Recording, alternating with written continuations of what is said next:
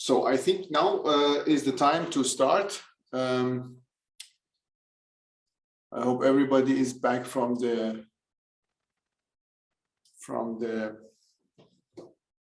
break. So next, as I mentioned before the break, we are still in within the theme of contact tracing and using digital technologies to kind of, at least this is the basic idea, to fight pandemic. And the next speaker is George Reardon, who is from the University of Calgary, and he has been doing a very interesting research. His focus is, of course, on privacy aspects, and he also is a co-founder of App Sensors Incorporation, which is in California. But you are in Calgary, so you're just probably going back and forth. I'm very happy that Joel has just time to provide a talk on his recent work. So Joel, the stage is yours. Thank you so much. And the slides are moving for everyone. You can see my screen and so forth? Yes, yes. Wonderful. All right, so this talk is about mobile phones, and as you are aware, in 2020, we decided to start using them in this context of contact tracing, where the phones, for instance, if they happen to be close to each other, two phones that are near each other and are able to send each other messages or be able to communicate in some way, implies that the people who are holding them are also nearby to each other, and we can use this in the form of this digitally assisted form of contact tracing. So the technology being used for this is Bluetooth. Bluetooth is almost perfectly suited for this because it's basically being used for these body area networks already, and it works fine indoors. You can detect relative distances between things quite easily because it's designed for just this very short range types of communication. So the general idea is you have all these phones, and the phones are just randomly emitting codes throughout the day, and phones that happen to be near each other can hear each other's codes, and then every phone keeps track of what they've heard. So basically turning this into a form of a proximity sensor, where if you happen to be able to hear something, it means you were proximate to that person who is making that statement, right? So each phone keeps track, curates this things that they've heard, this list of things that they've heard, and each of these would effectively be a proximate encounter that they've had. And some of them will be risky encounters because they'll result in someone who later tests positive for COVID. And so this is the contact tracing part of it, or the exposure notification part, where you're warned, oh, you may have been exposed because some of these encounters that you've had now have later been shown or are at risk to have been a risky encounter for you. So this is the basic mechanism of the Google Apple exposure notification that has been deployed in a bunch of countries around the planet. So the way that these codes work, you have these things called RPIs. These are the codes that the phones are broadcasting. RPI stands for Rolling Proximity Indicator. And these are derived from what's called a temporary exposure key, or a TEC. So you have a TEC. The TEC derives RPIs using an HMAC, and the RPIs, or the TECs, these are the keys that you publish if you end up contracting COVID and want to warn others. So the basic mechanism of these apps is that you have a bunch of RPIs. These RPIs are reset periodically so that they are unlinkable relative to each other. However, they're all derived from a particular TEC. And then the TEC itself is re-randomized, say, every day. And the reason for that is because when you publish your TEC, you end up linking all of your RPIs, and you don't want to link your entire history because there is some privacy loss in publishing the TEC. So for that reason, the TECs are themselves randomized every day.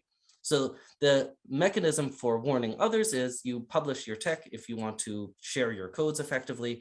What this ends up doing is linking all of the RPIs that you would have said to anyone who is using the system, so they can then see what RPIs they would have heard if they happen to be near someone who is at risk to have exposed them, and see if any of them are on their curated set of RPIs that they happen to have heard, so that they can assess their own risk. So by publishing the TEC, users then are able to compute which of these RPIs that they have heard are coming from risky encounters. And of course, they learn more than they need to strictly necessary to implement this contact tracing system, because they also learn which RPIs came from the same individual. They just don't know who that individual is, but they're able to link that these RPIs all came from, or these 3 and these 2 came from two different people. And that's strictly more information necessary than just to achieve the contact tracing goals. But the idea is that, well, these users suffer a little bit of privacy, but they randomize their texts and so on. So the basic assumption of these apps is, of course, that when you're using Bluetooth, and you can hear each other's broadcasts, that means that they are about 2 meters apart, or for the Americans, about 2 yards apart. This is the magic number that indicates a risk for exposure. And of course, there's ways that this assumption can be violated, because radio is just a public spectrum, and they're not actually doing secure distance bounding where they're sending messages back and forth measuring the speed of light and doing some challenge response like protocol, but rather it's just, can you hear this, yes or no? So you can hear signals from far away. There's ways of increasing your gain in your antennas to listen for radio signals that are occurring at quite a distance away.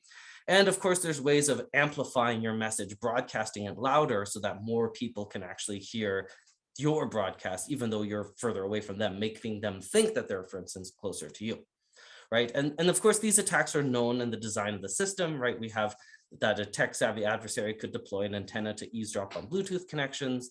And before releasing it, the Swiss government released an analysis basically saying that these attacks are effectively unpreventable, that we have these attacks on that because it's an open spectrum. And they were worried, for instance, that payment providers that use Bluetooth, so like point of sale terminals, I believe they're referring to here, could be collecting all of the RPIs that they hear, and this could lead to bad consequences for people's privacy. But they mentioned that there's some protection on the legal level because they have to operate within the country, so they could just say these sorts of collecting this information just isn't permitted. There was also risks of relay attacks that were discussed. And again, the relay attack being, for instance, you collect signals in one location, you broadcast them somewhere else to create a fake outbreak.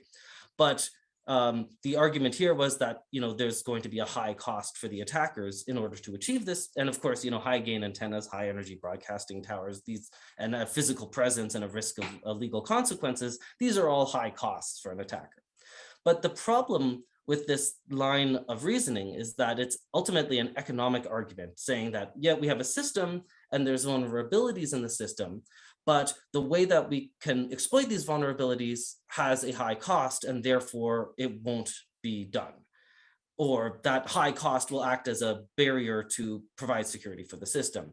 And with this line of reasoning, you have to be absolutely sure that the way that you're imagining doing this attack is the only way, or it's the cheapest way to do the attack. Because if someone comes along and proposes a cheaper way of doing the attack, then your economic argument is weakened, right? So at the start, I was concerned about phone attacks, where you would actually just use a phone to mount these attacks. Because in my mind, the phone itself is the perfect weapon to mount a variety of attacks against these systems. For instance, the phone has Bluetooth, so the phone is capable of participating in the system, listening to the Bluetooth beacons that are being sent, annotating with the time that they heard it.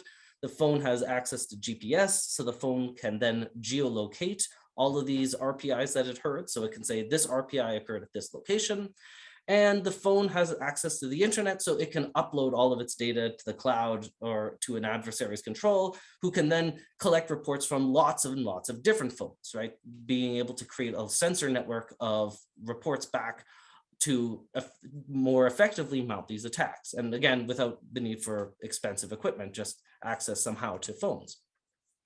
And in the context of this relay attack, where we have a site where an adversary is collecting RPIs that are broadcasted, for instance, at a facility that may lead to more likely cases of COVID and therefore amplify the effect if their goal is disinformation, they can collect broadcasts from one location, rebroadcast them somewhere else, and thereby hope to create a fake outbreak.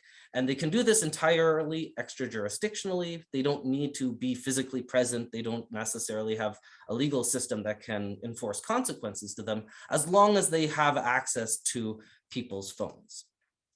And there can be an attack on anonymization. a de-anonymization attack, effectively, if the adversary is able to scan all of the RPIs over a geographic area and annotate them with location because they happen to have sensors everywhere by accessing just phones.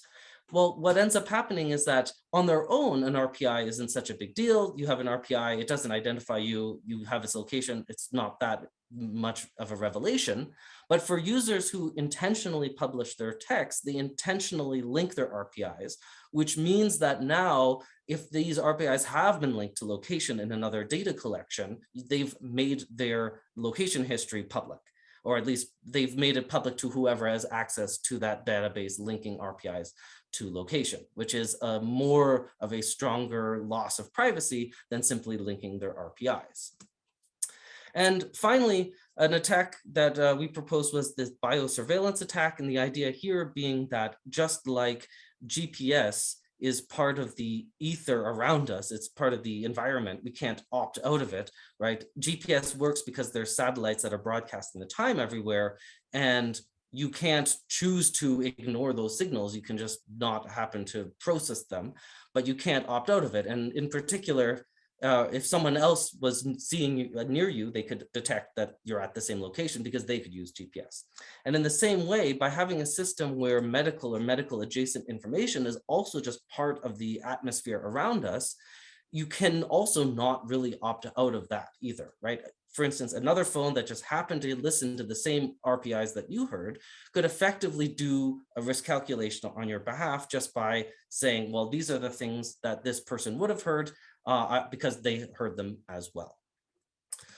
So without needing high gain antennas and high energy broadcasting, the adversary can do this attack with lots and lots of phones. Now, of course, phones themselves, this is still an expensive attack. So we're getting back to this economic line of reasoning. You have to keep them charged. You have to have them access to the internet. You need a cell phone plan, probably. Like, there's going to be some expenses involving here. You have to own the phones as well. But the adversary doesn't actually need to do any of that. They simply need to lease the phones. They need to convince the owners of the phones to run some code that the adversary has provided. And by running this code, they can then do the sorts of data collection that they need to mount these attacks. And there's already a system for this. This is the sort of basis of app monetization. All these apps that are nominally free become loaded with ads and analytics that are running arbitrary code behind the scenes on your device. So one of these apps is called a Video MP3 Converter. It's by FunDevs LLC. They have 100 million installations. And when I ran this, I looked at the network traffic and I found that it was sending all of the Bluetooth MAC addresses in my environment around me. And the reason I knew this is if you look at the middle of the screen, you see a bunch of MAC addresses that begin with AB and end with BA. These are fake results that I added into an instrumentation to whenever any app requested Bluetooth results, I provide all these fake well-formed beacons, and with the intention of determining whether or not apps were already collecting this information and sending them out over the network. And then ran lots and lots of apps and found that there were, in fact, this list of apps that were all communicating Bluetooth beacons to this one endpoint on the internet. And the place that it was going and the SDK that was responsible for this, the code that was actually collecting these beacons and transmitting it, they were not very conspicuous. It was not easy by looking at the code itself to figure out who they actually were. So to identify them, what I did is I read the privacy policies of all these apps. And after reading the first 5, I found that there was only one, trusted third party or partner that was common to all of them. And that partner remained common with the rest of them as well. So that's how I was able to identify that it belonged to a company called Xmode Social. And Xmode Social, in their privacy policy, says that indeed they collect Bluetooth low energy devices in your proximity, which they refer to as relative location information. And as for a reason that they collect it, they include disease prevention and research, security, anti-crime, and law enforcement. And this is interesting because the disease prevention and research, anti-crime, and law enforcement, this was actually added after the fact, once we started using these apps in the context of contact tracing. an earlier privacy policy made no such mention of this particular use case.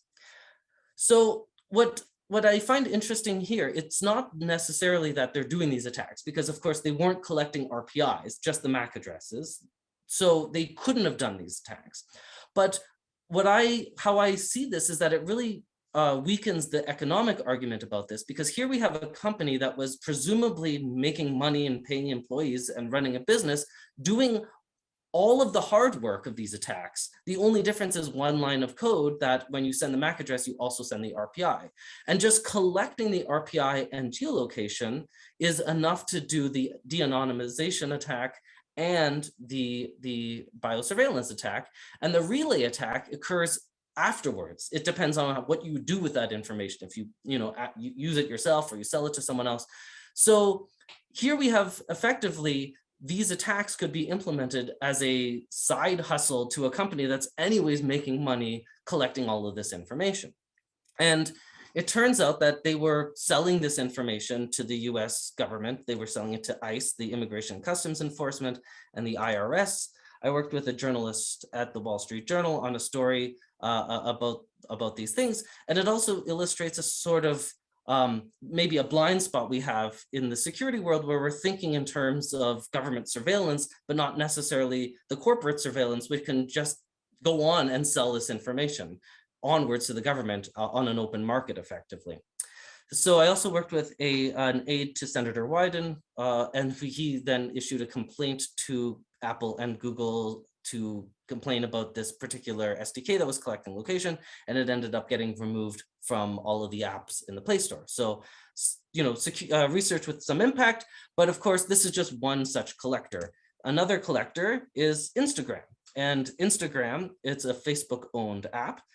If you go to their privacy policy, they claim that they collect Bluetooth low energy or Bluetooth signals, which interested me because as well, this app has more than a billion installations on Android. So this is quite a range of impact that they, or a reach that they would have. So I looked at the network traffic, and of course, they're sending precise GPS locations, and they were sending a scan of all of the nearby Wi-Fi routers and the SSIDs. And they were also sending the Bluetooth MAC addresses, all of the Bluetooth scan results. Now, here on this list, importantly, is missing a MAC address with 9s in the middle. The one with 9s in the middle is, in fact, the fake gain beacon, the well-formed RPI that is being broadcasted as part of this contact tracing. So this isn't present on Instagram's collection. And I was thinking, well, maybe they intentionally filtered it out. So I tested it by having just a improperly formed beacon, and this was also not sent. So it seems like they have an allow list of types of beacons that they are actually sending. And this restraint shown in their data collection is very important, because one line that I omitted in that first slide is they actually send the payload. They send the payload of the beacons, which is where the RPIs actually would have sat. So I can easily imagine an alternative world where they just didn't filter these out and had accidentally been collecting RPIs all the time, because they're collecting payloads from Bluetooth low energy broadcasts as it is, right? This is an alt beacon, and then here is just an arbitrary string, which I intentionally set so that I could then search through the network traffic and look for it. Bitey is the name of this squirrel that we keep well fed through the winter and summer months here. And the other thing that I find a bit outrageous with this is that they refer to it as base 64 when it's clearly hex encoded. I don't know why this irks me so much, but it really does. This is clearly a hex string that they're sending. But the point I want to make here is really, it seems almost lucky that this restraint and not collecting all the beacons was the thing that stopped RPIs being collected at perhaps a billion scale. Another example is from a company, Incognia. They're a Brazilian company. They do location spoofing detection by, I presume, cross-referencing it with router and Bluetooth signals, even though one could also spoof those as well, I suppose. On their website, they talk a lot about privacy, and they make many mentions of it and how concerned they are about privacy. They say, of course, location data can reveal a real person's identity. They keep PII and location data separately.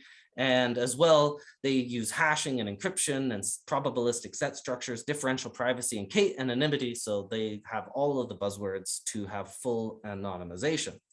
So I looked at their network traffic as well. And this is all from one JSON post that was being issued. So I'll just show you a bunch of snippets from the same HTTP post.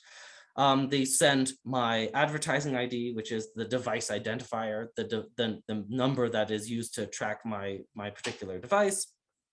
They send my mobile country code and my mobile network code, so they identify who my cell phone company is. This is, I point this out just because I rarely see this in data collection. I look at a lot of this sort of data. So seeing these being collected stands out a bit. I mean, it's not so invasive necessarily as location data, but it's still unusual for a company with many claims about privacy to be going, that step further. They of course send the full GPS coordinates. They do something else that's interesting. On the device, they actually determine my actual street address and mailing address and send that off. And I realized that with location, you can get my mailing address. It's just somehow it's so much more visceral when you see your address and your postcode being sent out over the internet from your phone. It just feels much more invasive than just your precise GPS coordinates. They, of course, send a full scan of Bluetooth as well. So here are all the MAC addresses, the fake ones that I've inserted into the instrumentation, including the game beacon, the one with 9s in the middle. And for some of the Bluetooth results, they actually also do send the payload or components of the payload as well, but only for some beacons, not for all beacons. So what I want to convey with these three examples is that we really should consider these MAC addresses, Bluetooth MAC addresses, to be location information. There are data collectors that are curating databases of MAC addresses to location. And this is a baseline level of data collection that's already happening around us. So, and in fact, if you want to scan for Bluetooth signals on your mobile phone, on an Android phone, you need access to a find location permission because the operating system considers being able to learn the nearby Bluetooth MAC addresses as effectively the same thing as learning your location. There's also public websites that you can go to search for different MAC addresses. So wiggle.net is an open source project, and they have an open database of MAC addresses, including Bluetooth MAC addresses. And it's interesting, you can see sort of ferry lines and other routes as you see a particular MAC address traveling around an ocean. And in this case, the yellowy orange part, this is all of the places where a particular MAC address was seen as it went from Horseshoe Bay to Langdale in British Columbia. And if you actually searched for this MAC address and asked the Wiggle project, where does this MAC address live? It turns out it lives in Zug, just south of Zurich. And it belongs to a device that looks like this. Basically, this device, a portable speaker with Bluetooth, has a fixed MAC address and will just be broadcasting it out all the time. And then other people, when they see it, they can see this is all the places it's been. But when you ask the website, where does this device sort of belong? If I see it, where am I likely? It's going to be at the location where it normally is, which would presumably be the owner of the device, his house. And as well, when I travel, sometimes I'll scan for Bluetooth just to like come up with some ideas about and what is out there and what can be seen by these data collectors. And for instance, I saw someone filling up gas at one location a few hours later on the highway. And in another case, as we were driving out of Vancouver, we were stuck in traffic, and you see the same MAC address at the bottom left repeated over and over and over many times in a row, because we're probably just neck and neck as we're driving along, and ended up 6 hours later staying in the exact same hotel that we happened to be staying in. It belonged to this particular device. So you might be thinking at this point, this is crazy that we have these portable devices that have fixed MAC addresses and are broadcasting it out all the time. And yes, I agree. And for this reason, actually, for mobile phones at least, the MAC address is randomized periodically. So here we have 4 different MAC addresses, and it belongs to a phone that happened to be next to my phone as we were driving through the Rocky Mountains. And every 12 minutes or so, it changes its MAC address to a new value. So you can imagine it's kind of like a mixnet, except when you're in the middle of nowhere, the mixnet only has one thing in it that changes its MAC address to something else. So you can see the old one stop signaling and the new one start signaling right away. But this is the idea of randomization of MAC addresses, is to prevent this kind of tracking by just following someone around and being able to recognize, oh, this person was here and now they're here. So this is actually quite relevant for contact tracing because RPIs and MAC addresses, they're broadcast together. The MAC address is the header, the RPI is the payload, right? So these are going to be broadcast together. And as a result, the operating systems have combined changing the RPIs with changing the MAC addresses so that both the MAC address and the RPI are reset, randomized at the same time, so that the new broadcasts, when they're paired, are unlinkable to the old broadcasts. Otherwise, it would defeat the purpose of randomizing either if they weren't changing in lockstep. So filling out the rest of this, right, we have text deriving RPIs, the texts themselves are re-randomized, and we have this is our view of the data collection or of the system of the RPIs and the text being linked to MAC addresses. I hope with the 3 examples of Bluetooth, I was able to convince you that in fact, MAC addresses are geolocated, that these databases that link geolocation to MAC addresses do exist. And with geolocation, you can reveal someone's identity. You get hints towards their identity. It's not the case that one piece of geolocation reveals this person, but if you have 10 or 100 or 1,000, some amount of geolocation information about a person, you're going to greatly reduce the possible space of people they could actually be. So each having enough geolocation reveals identity. Now, when you look at this graph, what you can realize is that the key privacy component to it has to be the link between RPI and MAC address, because by design, people who publish their tech link their RPIs.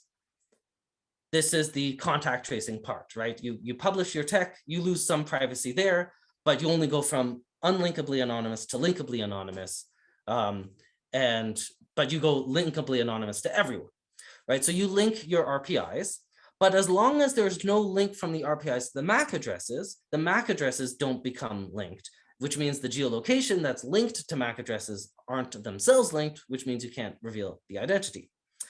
But if you were to link RPIs to MAC addresses, if this database existed, even in a separate form, if there was a database of RPI to MAC, well, then the MAC addresses would then become linked, which means that the geolocations would become linked, which would then reveal the identity. Now, the thing is that MAC addresses and RPIs are naturally linked, right? One is the header and the other is the payload. Whenever these broadcasts are occurring, they're broadcasting with the Bluetooth MAC address and the RPI. This is why the MAC addresses are randomized in lockstep with the RPI, exactly so that you can't do a sort of linking of RPIs by all having the same MAC address, for example. But you're going to, at least when you make your broadcast, formally link the RPI to your current MAC address. And all of the phones that are then doing it are making that linking clear to devices that happen to be near, right? And so this is why once when I was looking at some system logs to do something completely different, my jaw just dropped when I saw my MAC address, the fake one, the one with 9s in the middle, appearing in the system log, and not because of my own logging, to a log tag called exposure notification. So somewhere is logging this information, and moreover, they're logging the RPI and they're logging the authenticated metadata, which is another component of the system. All of this information is getting logged. And you see the ID begins with EB, and the metadata ends with 52. In the fake result that I insert on the fourth row, we have EB, and the very last byte on the last row is 52, right? This is logging the MAC address and the RPI of all of the beacons that it hears. And this is occurring in the implementation of contact tracing as done by Google, meaning that this is affecting every single contact tracing app and completely out of the control of the app makers themselves. Because each country's own contact tracing app, it's just really a front end that tells Google or Apple, turn on contact tracing, do the matching, and so forth.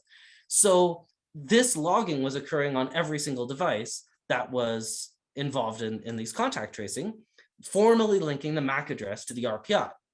Now, so effectively, we have that this, this is being recorded somehow. This database does exist. It's, still a pretty small scale. It's just happening on one person's phone in their system log. So it's not necessarily going to create this giant database that can be used for devastating harms on the system. But still, this is actually occurring. So then we have a link between the tech and the identity. The missing link that is the RPI to the MAC addresses occurring on the system logs of nearby devices. So now the question is, who can access these logs and when? Now, thankfully, it is not accessible by regular apps. So normal apps on the phone can't actually read the system logs. Instead, it's all of the pre-installed apps from the phone manufacturers themselves. So if you have a Samsung phone, then Samsung apps. If you have a Xiaomi phone, then Xiaomi apps. If you have the and apps from your phone's network carrier, so a Verizon app or a T-Mobile app. And then as well, any apps that are signed with the same keys as this. And there's this complicated relationship for these pre-installed apps. But the point is, it's still not zero apps, and it's more apps than should be able to access this information. And it's apps that aren't involved in contact tracing whatsoever, right? Because if you are now saying it's up to a company that manufactures phones that may or may not be collecting logs to filter out these exposure notification tags, well, maybe they aren't doing that, right? Maybe they didn't know that they were supposed to. And we're now working on a study to sort of assess exactly how often and in what context these logs are accessed. But at the very base, the sort of null hypothesis is that the only reason they're accessed is for crash reporting, because we know for a fact they are accessed and sent for crash reporting events. It says here in the privacy, it says, yeah, if you upload your logs, they contain personal information.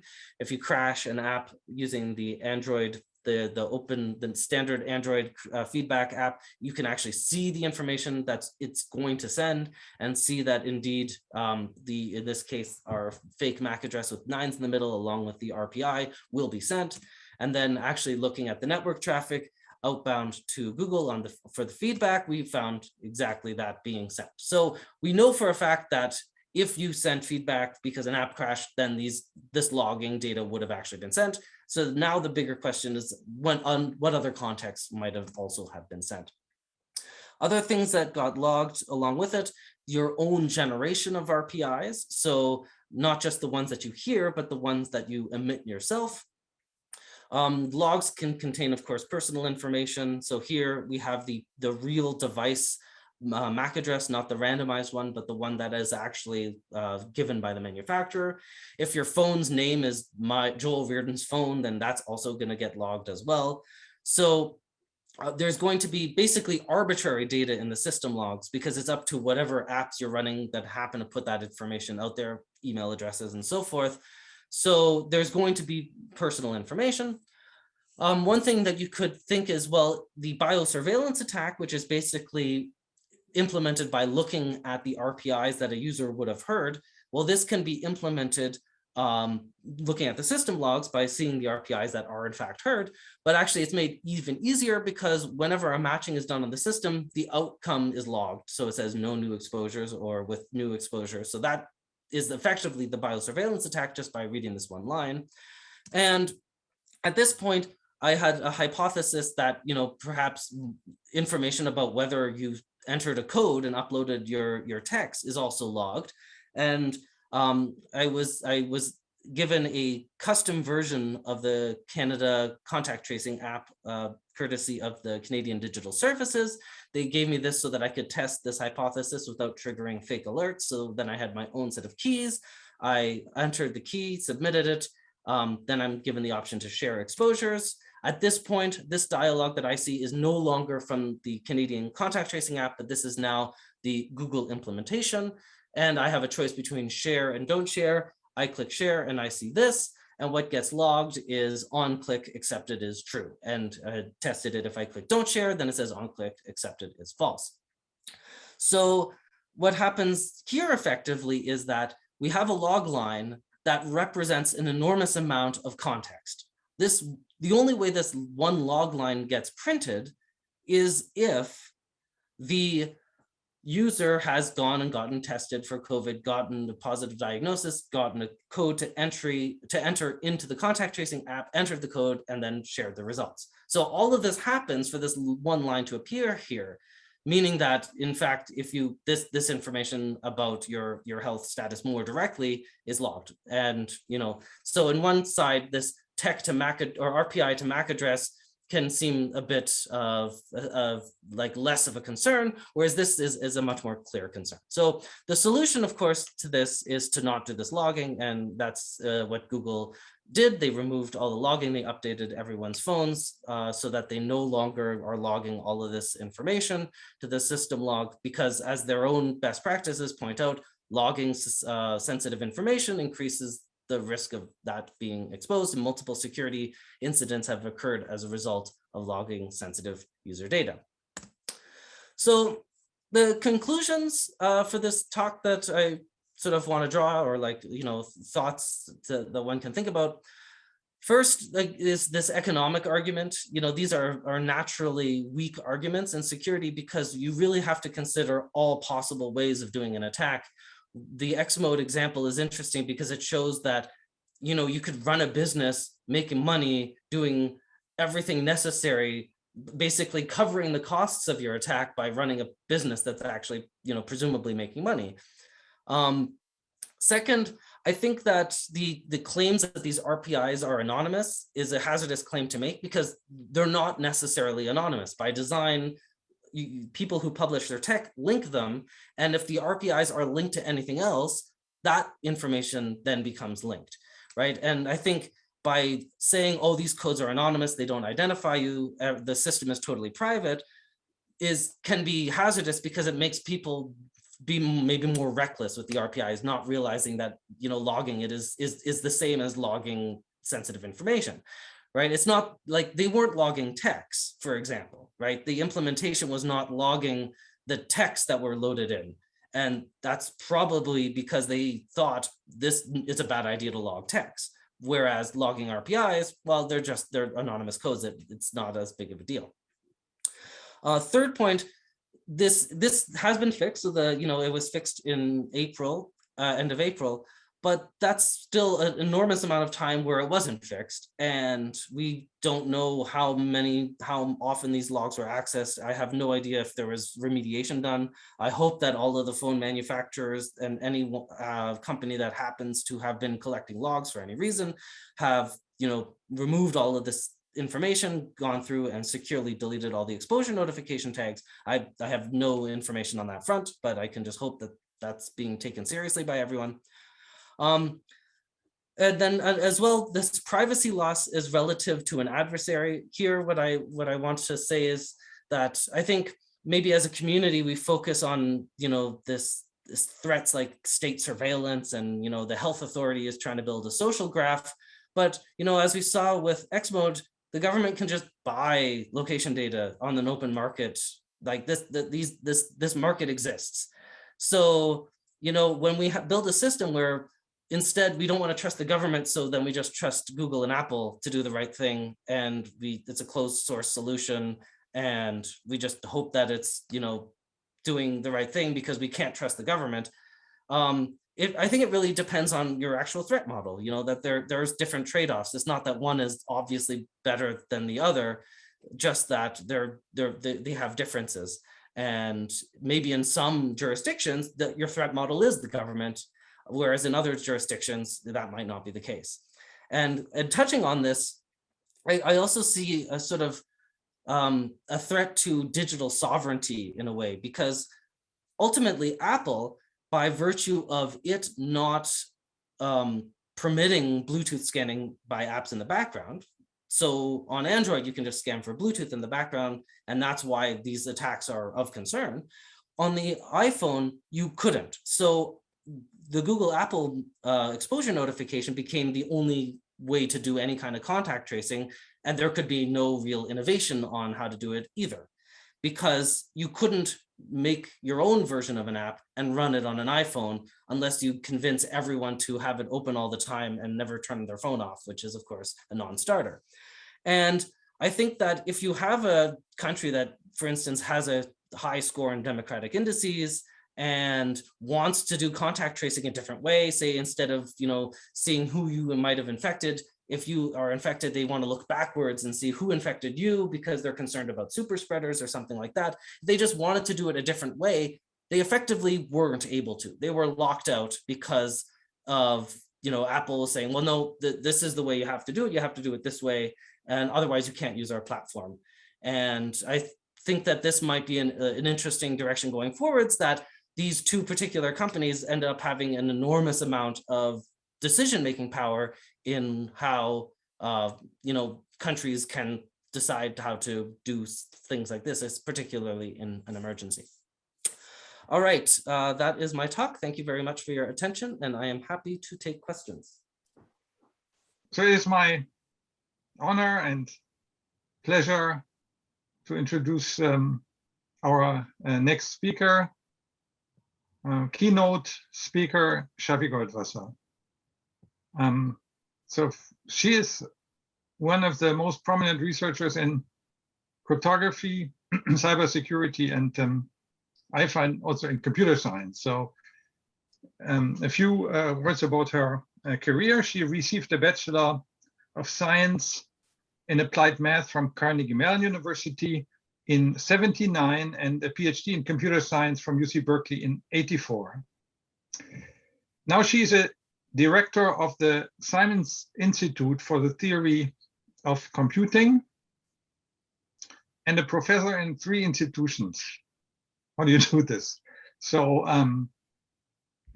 3 institutions, 3 subjects: computer science, electrical engineering, applied math, UC Berkeley, MIT, and Weizmann Institute. Or she is also a businesswoman. She is the co-founder of Duality Technologies, which is a startup which offers secure data analysis using homomorphic encryption. So now Shafi received many awards. Maybe reading them all to you or telling you all the awards would take longer than your lecture. So let me just pick a few. In 2012, she was awarded the Turing Award together with Silvio Micali. And they say it's for their transformative work that laid the complexity theoretic foundation for the science of cryptography. Also, Shafi has twice won the Gödel Prize in Theoretical Computer Science. And very recently, I saw she received the 2021 L'Oréal UNESCO for Women in Science Award. It is very nice. So her research is very broad. It includes computational complexity theory, cryptography, and computational number theory. She is a dedicated supervisor of young scientists. She has many excellent students. And for me personally, she is a very inspiring colleague and friend. I remember that almost 30 years ago on a hike in the vicinity of Oberwolfach, you explained probabilistic Turing machines to me.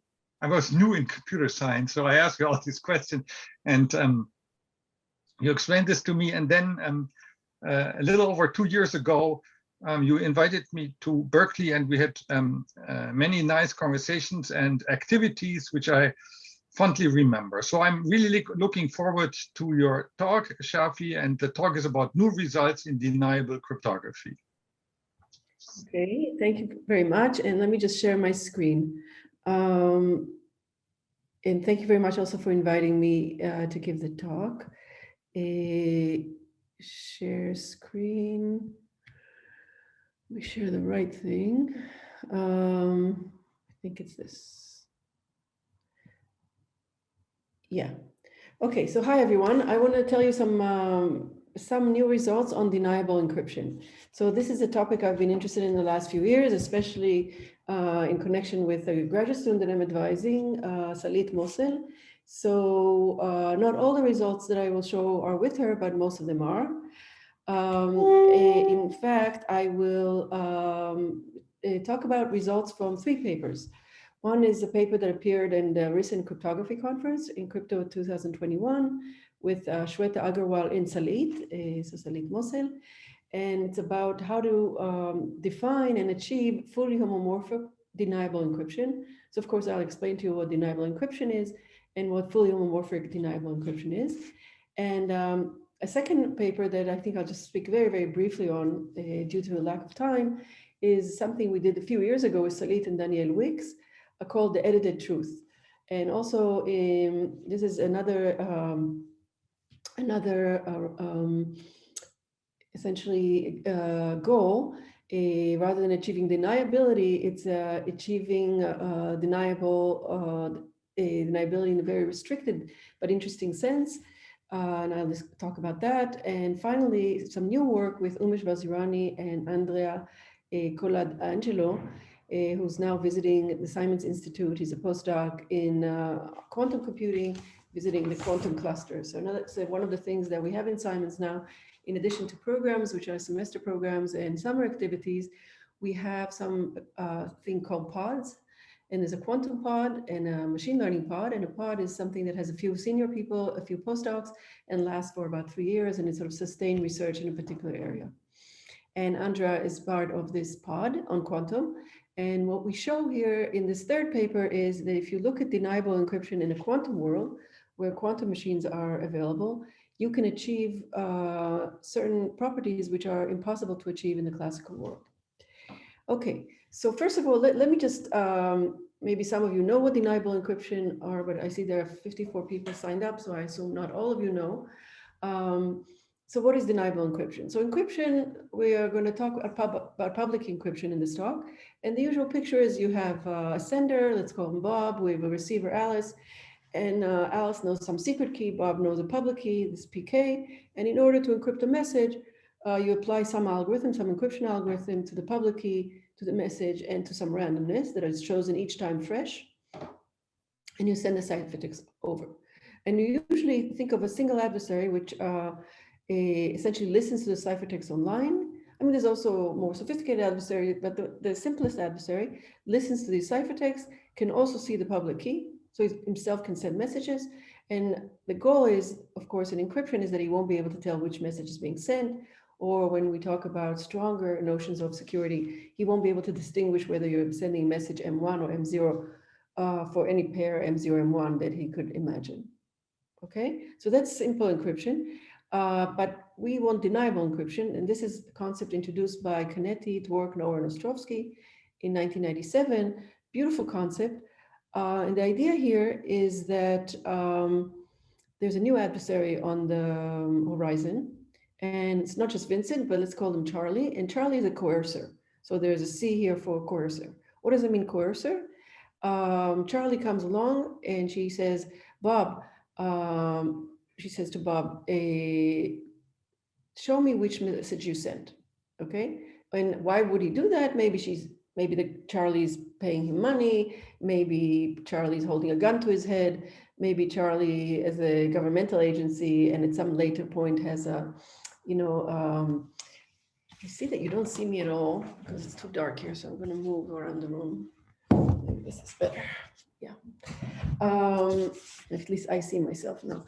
So Charlie could be, as I said, it could be offering money, could be threatening Bob, or might be, a governmental agency or FBI or some sort of a law enforcement agency that has a warrant, and Bob must tell what the message is. So what these guys said is they would like to come up with a method where Bob doesn't have to actually provide Charlie with the original message that it sent, because if we go back, if we go back here, when the demand is to see the message, it's not enough just that he says, here is what I sent. She wants to will be able to verify that that's what he sent. So what she wants from Bob is to give her both the message and the randomness. And now she herself can compute the encryption, which is a public algorithm, on the public key, the message that Bob gave her and the randomness, and checks to see that she got the ciphertext. Okay. So what they said is, wouldn't it be nice if we had an encryption scheme where Bob doesn't have to provide the message that he really sent and the message that Alice will decrypt, but he can provide an alternative message, M prime, an alternative randomness, R prime, such that the same ciphertext, when you encrypt M prime, R prime, comes up. So to begin with, it sounds kind of contradictory even in nature. How could it be that the same ciphertext will be able to will come up when encrypting one message M and a different message M prime? Well, it turns out that you can come up with such an encryption scheme. It's an encryption scheme which clearly doesn't always decrypt to the same ciphertext doesn't always decrypt to the same message.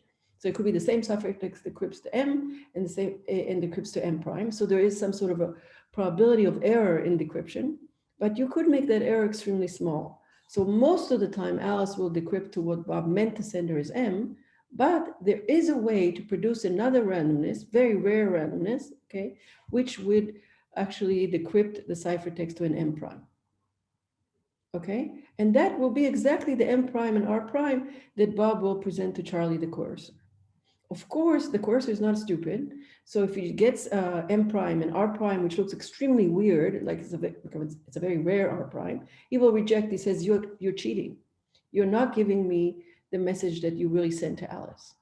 So what we want is a requirement that Charlie will not be able to tell apart MR, the real message in randomness, from M prime, R prime.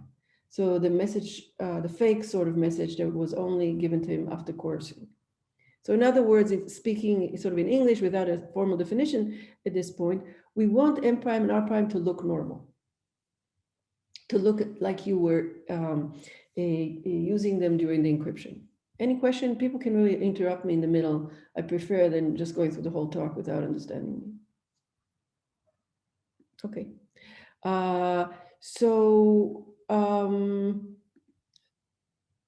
It's, as I said, it seems impossible, but it can be done.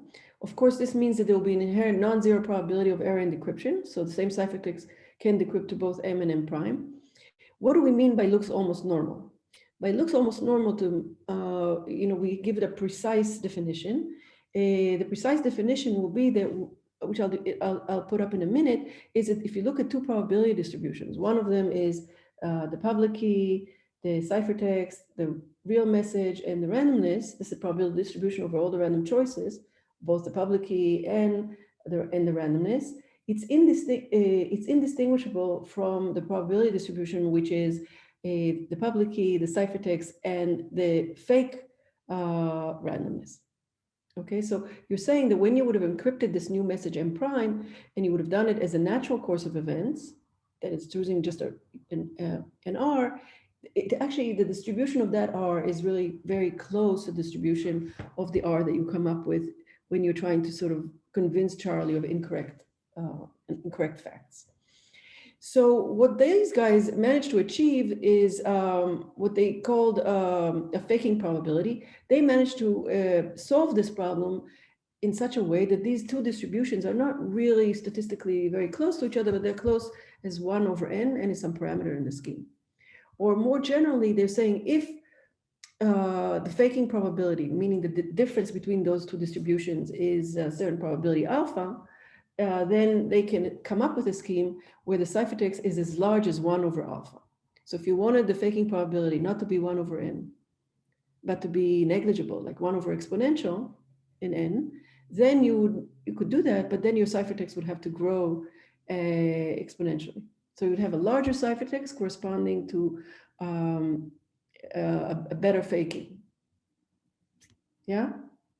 Okay, so this is what was known. And then there was a very significant step forward by Sadeghi and Waters in a paper from 2014, whereas the original one was 97, where they said if you have program, obfuscation, which I'm not going to define, that's a very, very heavy hammer. In fact, it's not exactly obfuscation, but it's called indistinguishability obfuscation. It's a tool that can take any program, as long as you write it in a circuit form, and transform it to another program. It's a probabilistic transformation, which is equivalent. So it says the same input-output relation, but somehow this new program is very intuitively looks.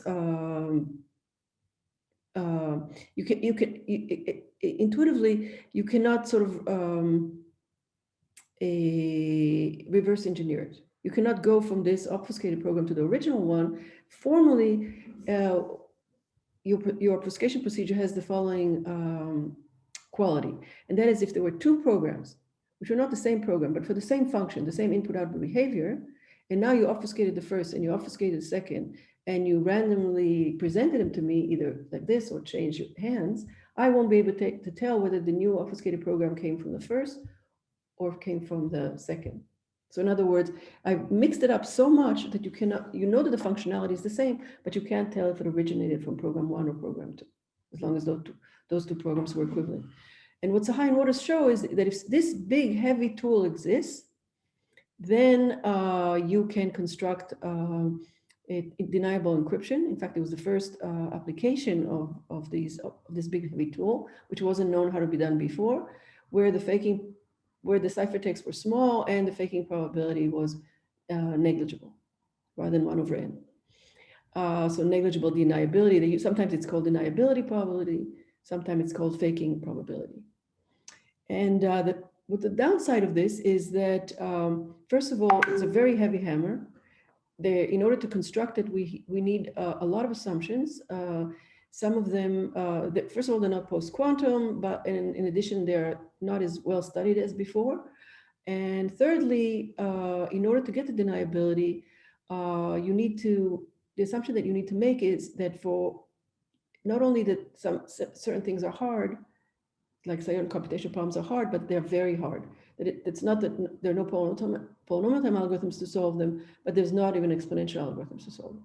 So this is a very strong assumption. And what I'm going to show you today is a new construct, which is it's deniable encryption with some extra properties, but can achieve better results than what has been known before as well. Even when you take away you'll see in a minute, and it doesn't require such strong assumptions. So probably those of you who are thinking while I'm talking, not about something else, but about my talk, are wondering, wait a second, why don't you just erase your randomness in messages? And then when Charlie comes and asks you to see the message in randomness, you say, I don't have it, I erased it already. Obviously, that's fine. However, it may be inconvenient, because remember to erase is usually something people don't do. Second of all, it's not even clear that perfect erasure is possible. There's a lot of evidence to the fact that erasing still something remains in your computer, which is reminiscent of what you've erased. And finally, you could be living in a system where it's illegal to erase the past. So it's part of the regulation. Let's say if you're a big company, to keep your history of what you've done, so that where the case that you will be audited, you will be able to provide evidence of being audited. I want to say that in addition to deniable setting for the sender, so the sender is coerced, they also introduced in that original paper the notion of deniable receiver, where Charlie actually goes to the receiver, to Alice, and he says, hey, what did you get? Show me your secret key so I can see what you get. So here you might say, well, the Charlie will have in her arsenal another secret key, SK prime, and she'll provide that to the government, where SK prime decrypts the messages to something different than what SK would have. People have also looked at bidirectional deniability, where you can sort of coerce both sender and receiver. The deniability was also considered in the context of authentication. In this talk, we are going to focus on sender deniability almost all the time till the end. Okay, so what's an application for this, this idea. Why do you want deniability? Well, the truth here is an application for voting. So suppose you have two candidates, the red candidate and the blue candidate. To vote for the red candidate is a 0, to vote for the blue candidate is a 1. And here are all the voters. And we want to do an electronic election. So what the government or the election board does is that they choose from public key, a secret key and a public key. Now they post a public key, and each one of the voters decides on whether they want to vote. The vote of, let's say, voter 0 is B0. That could be either, it's a bit, either votes for 0 or for 1. He encrypts it and posts it. And similarly, everybody else does the same. They vote, they encrypt, and they post it. Now, if the encryption scheme had an extra property, that is that it was homomorphic, what does that mean? Is that there is a way to, from the ciphertext, before you actually decrypt them, without decrypting them, you are able to create a new ciphertext, CT star, by running some evaluation procedure, which says, hey, take these ciphertexts and evaluate the sum function on it. By sum, I mean, what I want from this CT star is that it's an encryption of what? Of the tally, of the sum of these, of the votes. So it encrypts the sum of the messages encrypted by these individual ciphertexts. So that is, if this is done, all the voting board has to do is to decrypt now this ciphertext CT star and to find out what was the tally of the votes. Okay. Now, that's a clear application of public key encryption, which has this homomorphic property where you can actually add the votes without actually decrypting each vote individually. So where's deniability here? Well, in the context of election, what the coercer, Charlie, does is she asks, listen, Bob, from whom did you vote? I'm going to pay you some money if you show me that you voted for me. Or maybe I'm going to be very upset with you if you show me that you didn't vote for me. So it's very clear that in the context of voting, in order to encourage free election, you want to make absolutely sure that electronic voting doesn't promote this coercion. It doesn't increase the coercion. I mean, after all, you know, when we go behind the screen, when we vote, nobody can see our vote, and this is something that we want to maintain also in electronic election. So you don't want to really have to send the original vote. You want to be able to send a fake vote. So so you want to be able to come up with an R prime using something called a fake procedure, faking procedure, which takes the public key, takes what you did vote for, okay, and the randomness you did use, and says what you want to claim to Charlie you voted for, and get back the randomness that would support that. So what we'd like really to be the case is that the faking procedure will allow me to now answer the coercer, I actually voted for the complement vote, no, not for 0, but for 1, or not for 1, but for 0, and supply the supporting evidence, which is the randomness. Okay, so it's very clear that in the context of voting, you want deniability, but deniability is not enough. You really need also this homomorphic operation. So this was actually the application that was given as the motivation in the paper of Canetti et al. In 1997. But what they came up with was not a homomorphic encryption scheme. They came up with a deniable encryption. But in fact, the crux of the idea of how they did deniability is that the way that they encrypted a 1 was essentially by taking a random element, and the way they encrypted a 0 is by taking a pseudo-random element. And by the virtue of the fact that it was a random element, it could not be something that has this extra structure of homomorphic encryption, where really ciphertexts are very structured, so you can sort of add them, multiply them, and do operations on them. In this case, we just need addition. All right, so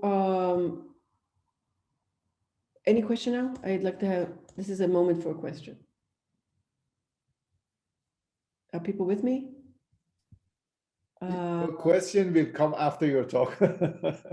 But you know, sometimes questions are better answered before you lose track.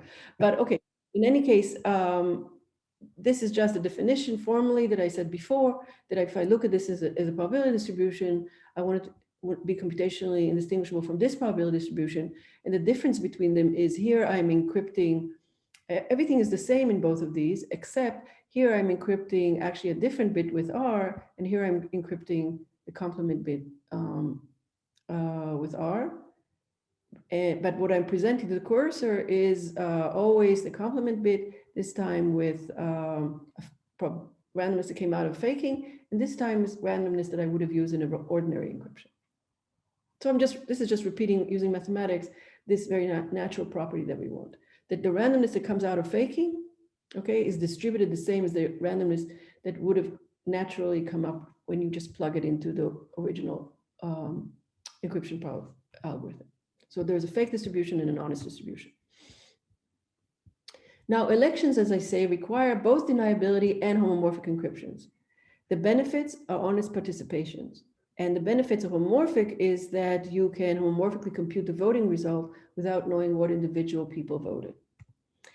It's not the only application. Another application, which is more an application that comes up today, is how to use the cloud for secure computations. So these days, we're talking more about data-driven algorithms, and we need lots and lots of data in order to run, let's say, machine learning algorithms that have good signal.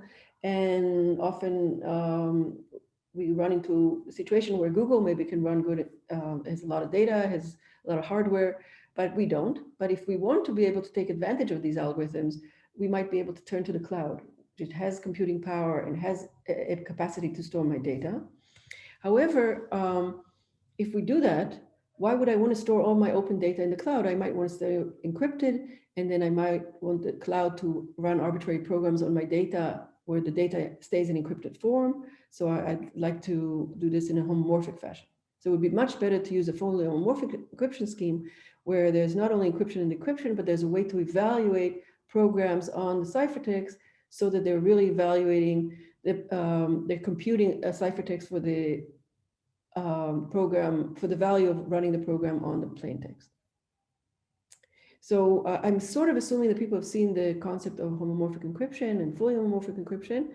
And all I'm saying here is that it's very beneficial to be able to do that if I'm going to do everything, all my computations remotely, is to be able to do them on the homomorphic encryption.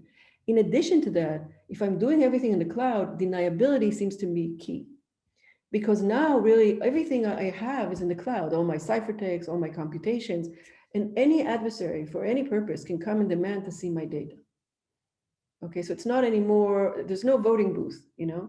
If everything is down out there, then the possibility of someone coming and asking you to show what you've done is very real. And that's when we want really that to be able to come up with for the same ciphertext, or for the same evaluated ciphertext, to come up with alternative data and alternative randomness that would match the ciphertext and the evaluated ciphertext which are in the cloud.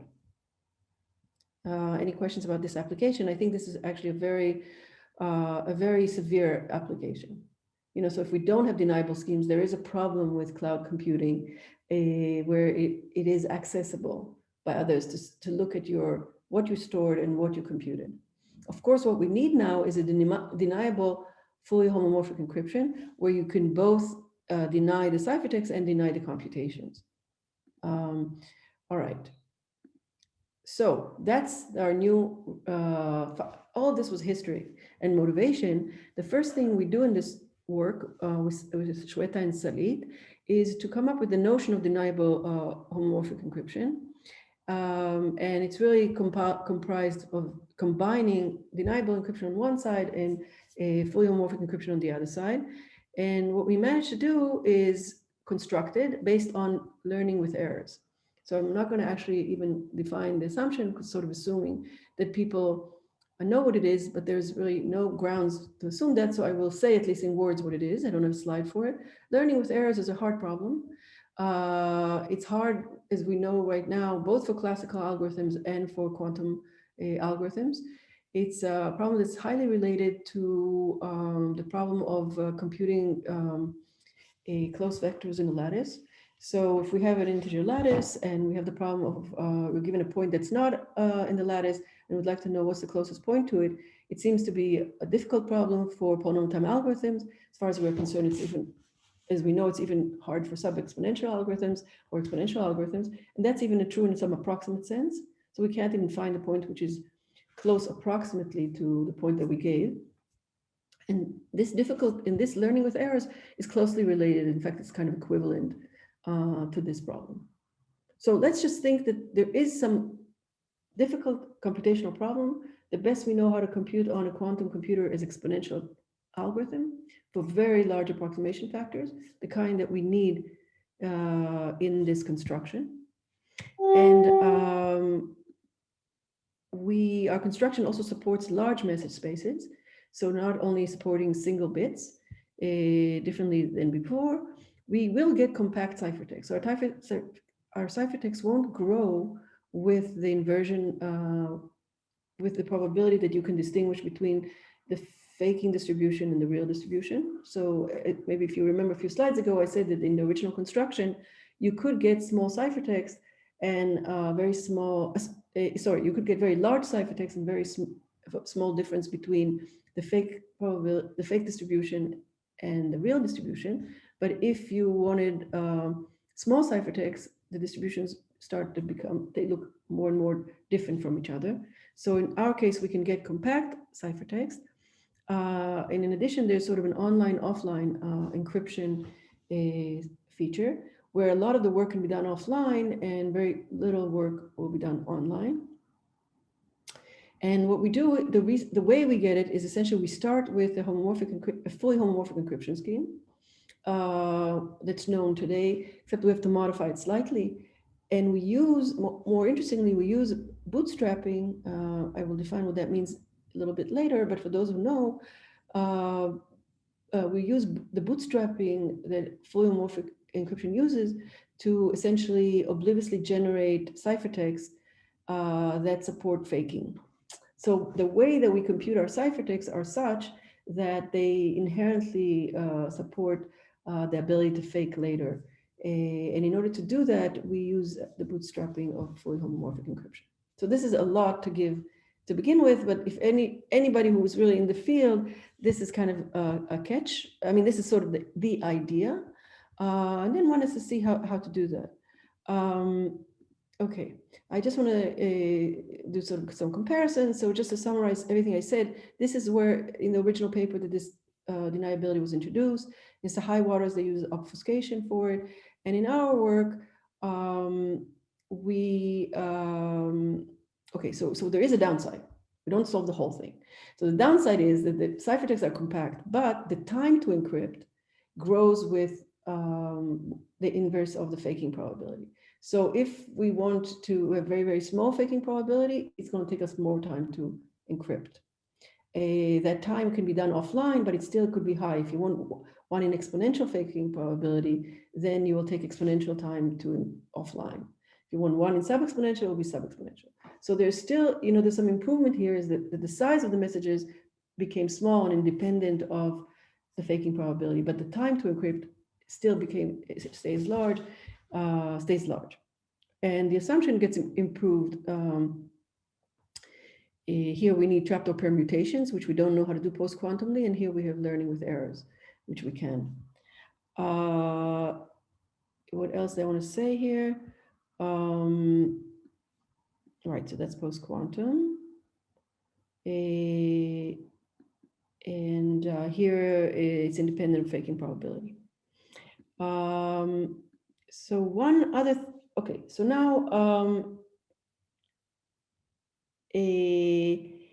just one other comment, not a very important one, that another thing that you could do when you do deniability, and also Canetti, Dwork, Noah, and Ostrovsky considered it, they said, well, why don't you just have two encryption algorithms? One is like the honest one, and one is a dishonest one.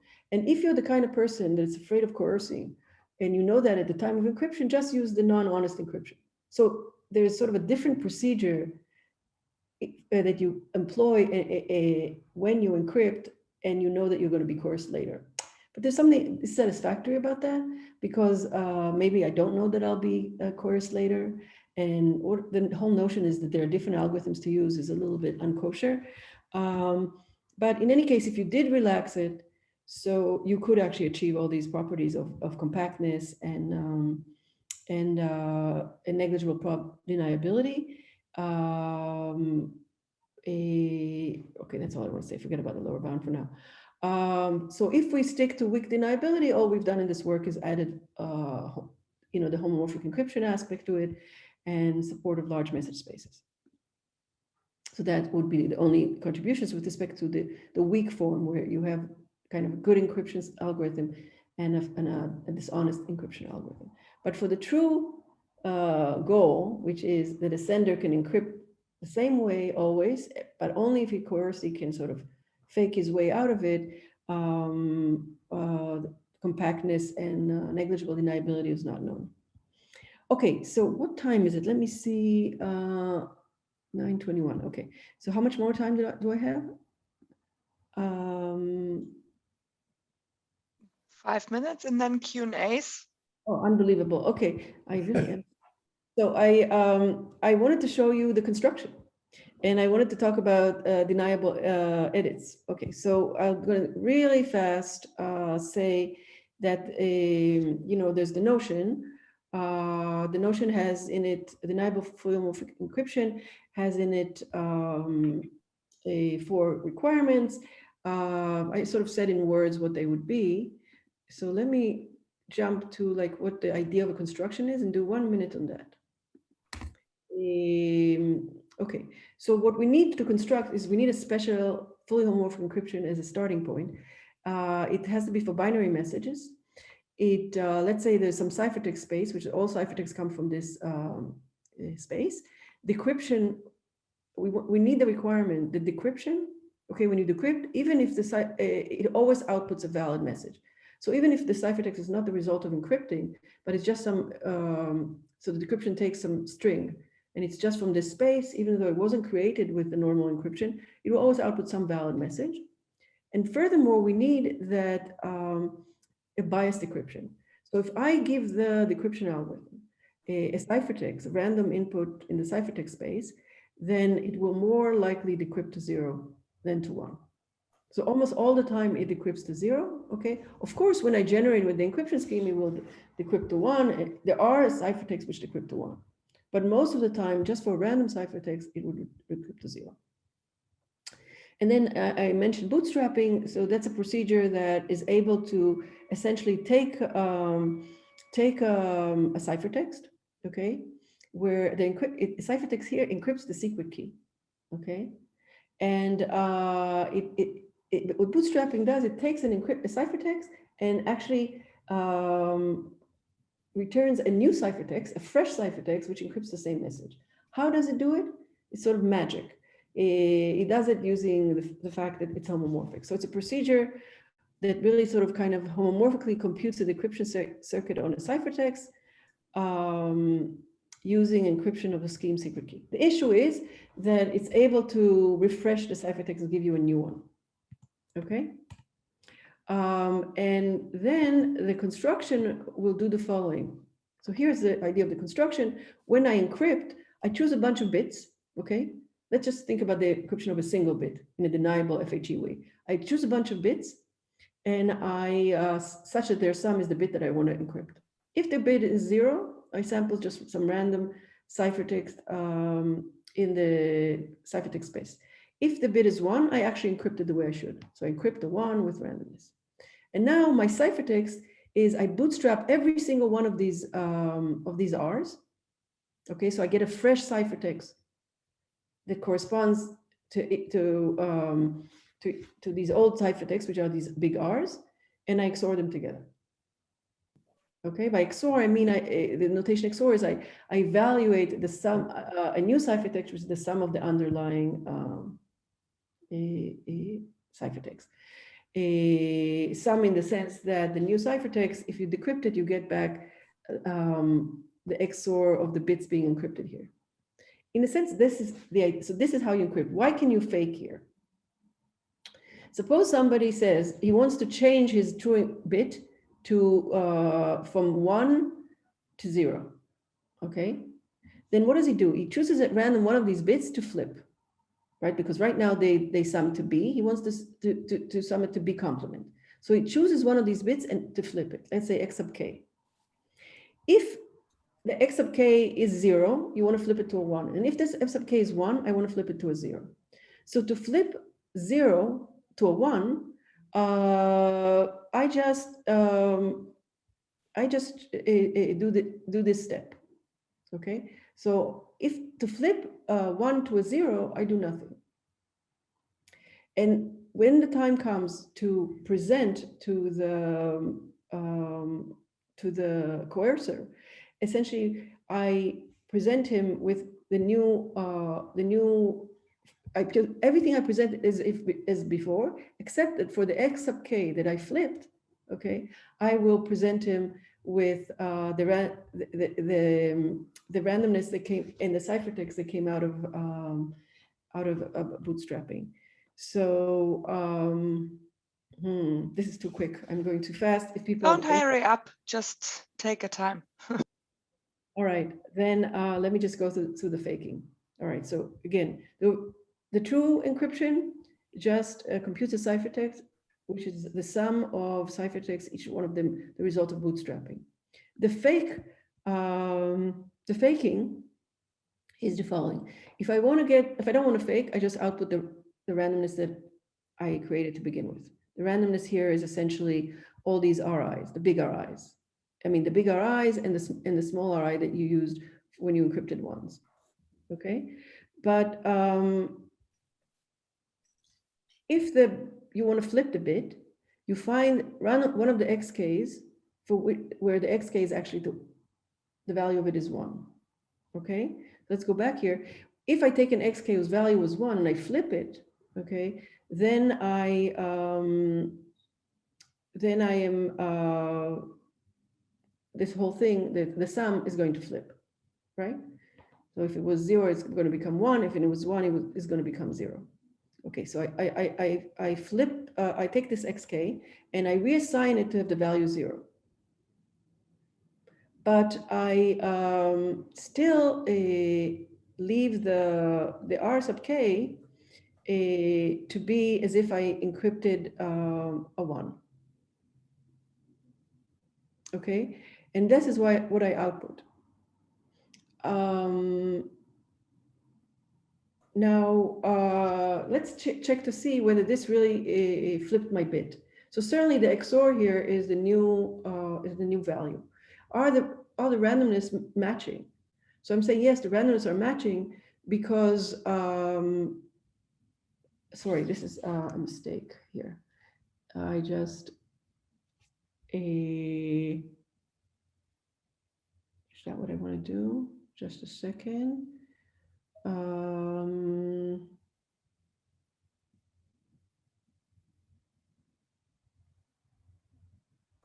Yeah, I just want this to be chosen at random. Okay, whereas before it was computed as a true encryption. So notice now that in terms of correctness, we're going to be okay. Because when you choose random encryption and you apply bootstrap to it, it will be that when you decrypt it, you'll get a 0. So a random r sub k is an encryption of a 0. Okay, but what about so it will be correct in the sense that you're encrypting the right bit. But what about the distinguishability of the faking and the honest distribution? The issue is that if your underlying encryption scheme had the property that ciphertext looked pseudo-random, so you can't distinguish, when you're given a ciphertext for 0 or a ciphertext for 1, you cannot distinguish it from a pseudo-random string. You won't be able to distinguish this R from what you would have done if you were encrypted 0 by actually doing it in the real scheme. So I'm afraid that this is too quick, but I'm very happy to give the slides if people will be interested. I want to, instead of talking about correctness and proving the properties and all that, I want to say a word about the other papers. Okay, so I am going to take 2 more minutes. I really overestimated the time.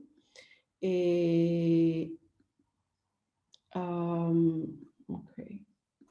So by the way, these special FHEs, which I need with circular security, pseudo-random ciphertext, and a biased decryption don't exactly exist, but we can modify the scheme of Bakersky, Gentry, and Bikunthanathan to have all these properties. So we only needed to change this, the biased decryption on random inputs, to change their scheme to achieve that. Oh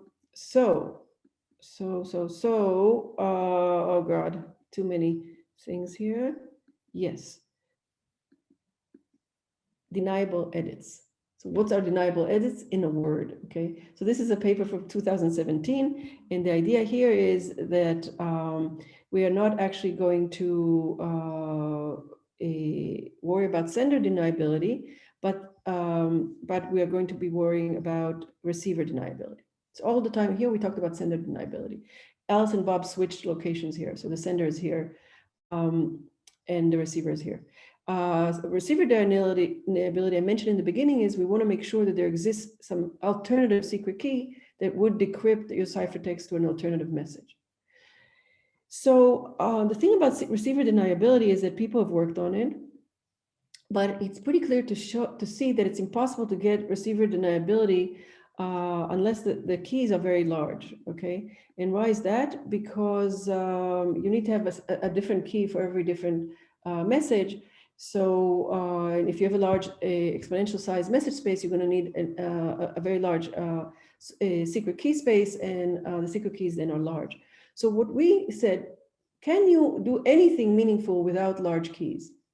And what we came up with is this idea of deniable edits, where deniable edit means that I can generate a secret key SK prime, not that changes my message to some message M prime, but that if I give you SK prime and you now decrypt, what you will get back is not the original message I send, but an edited message.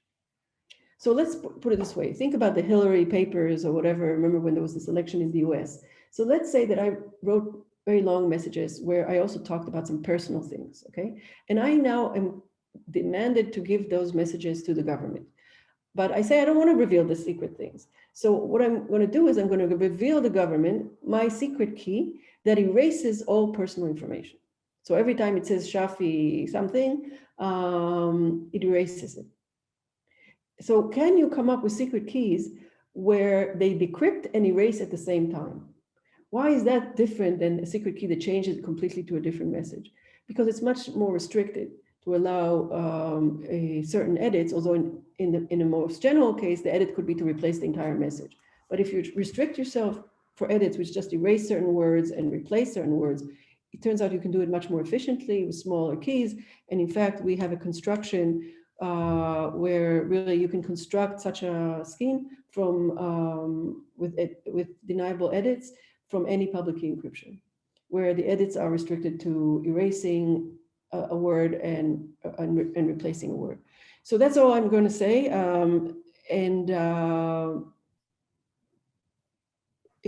I guess one last application, which is a fun one, which is suppose you let your secretary have your secret key because she's going to sign for you or she's going to decrypt messages for you, but you don't really want her to decrypt everything that's sent to you. You want her to decrypt only what's sent to you unless it's personal.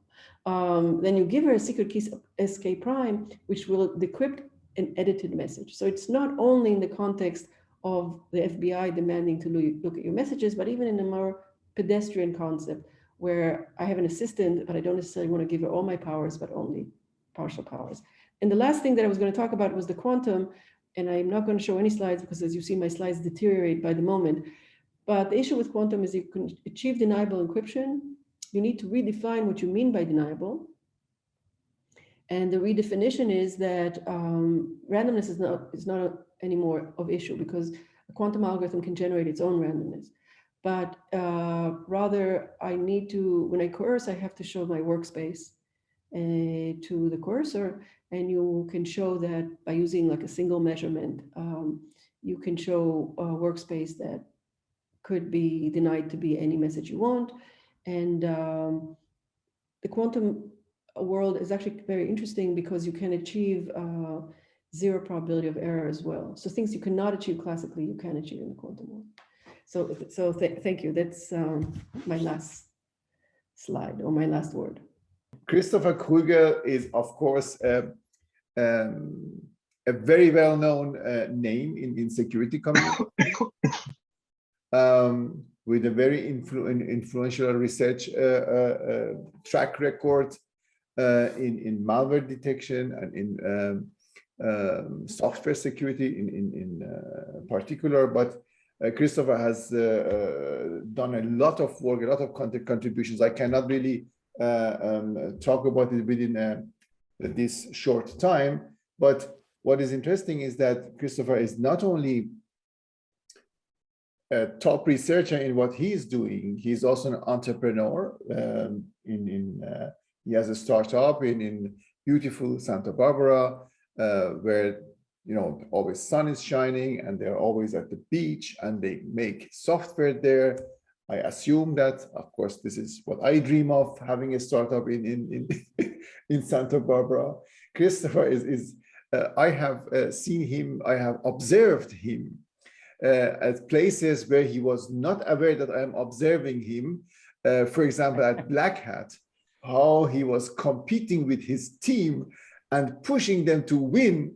So he is one of the pillars of our community, and I am very happy that he accepted the keynote talk today. And so, Christopher, I don't really want to talk too much about you, but I think everybody who is in the security community knows you already. I don't have to talk too much. Please, the stage is yours. Thanks again. Yeah, thanks, Ahmad. Thanks for the great introduction. Do I have my 45 minutes, or do you want me to end? Yes, of course. You you have your time. So. Okay, excellent. Yeah, and unfortunately, now that the startup last time has been acquired by VMware, I'm actually now officially working for them. I'm on leave from the university, at least for a little while. And okay. So there's no more coding on the beach and enjoying the free time right now. I'm part of the corporate overlords. Wow. But they were nice enough to let me give the presentation. Yeah, so no problem. So yeah, thanks for the intro. I've worked a lot of malware. I also had a lot of interest in finding vulnerabilities, and recently over the last 2 years we've worked on vulnerabilities or finding vulnerabilities in embedded software. And I don't want to spend too much time on the intro. We talk about how we do this both on Linux IoT devices, Linux firmware, as well as what is called binary blobs, and different techniques ranging from static analysis as well as dynamic analysis and fuzzing, and how we do this for firmware that is not Linux based. And then if there's time, I just want to spend the slide on Anger, which is a binary analysis tool that is developed at UC Santa Barbara and now at ASU by some of our former students to implement a lot of these binary analysis techniques. So to start, right, I think it's not news. There are a lot of IoT devices out there. Many folks have it, and they can range from interesting and nice, like a light bulb that you can control, to things that could be a little more security sensitive, like cameras or smart locks that would allow adversaries to monitor you when they break into a camera or open your house. So wide range of these devices, important, interesting targets for attackers. So it's not a surprise that we have seen a lot of problems in the real world, right? So we've seen a lot of vulnerabilities. Often those IoT, these smart devices are fairly insecure. There's this push to drive them to market, and we basically see a lot of vulnerabilities. And have also, with the Mirai botnet, seen how, for example, vulnerabilities in embedded devices can be used to recruit a lot of those into a large botnet, and then use this botnet, for example, to launch denial of service attacks with a terabit per second traffic. So juicy target, lots of security vulnerabilities, lots of real world impact. So this is a very exciting area of research.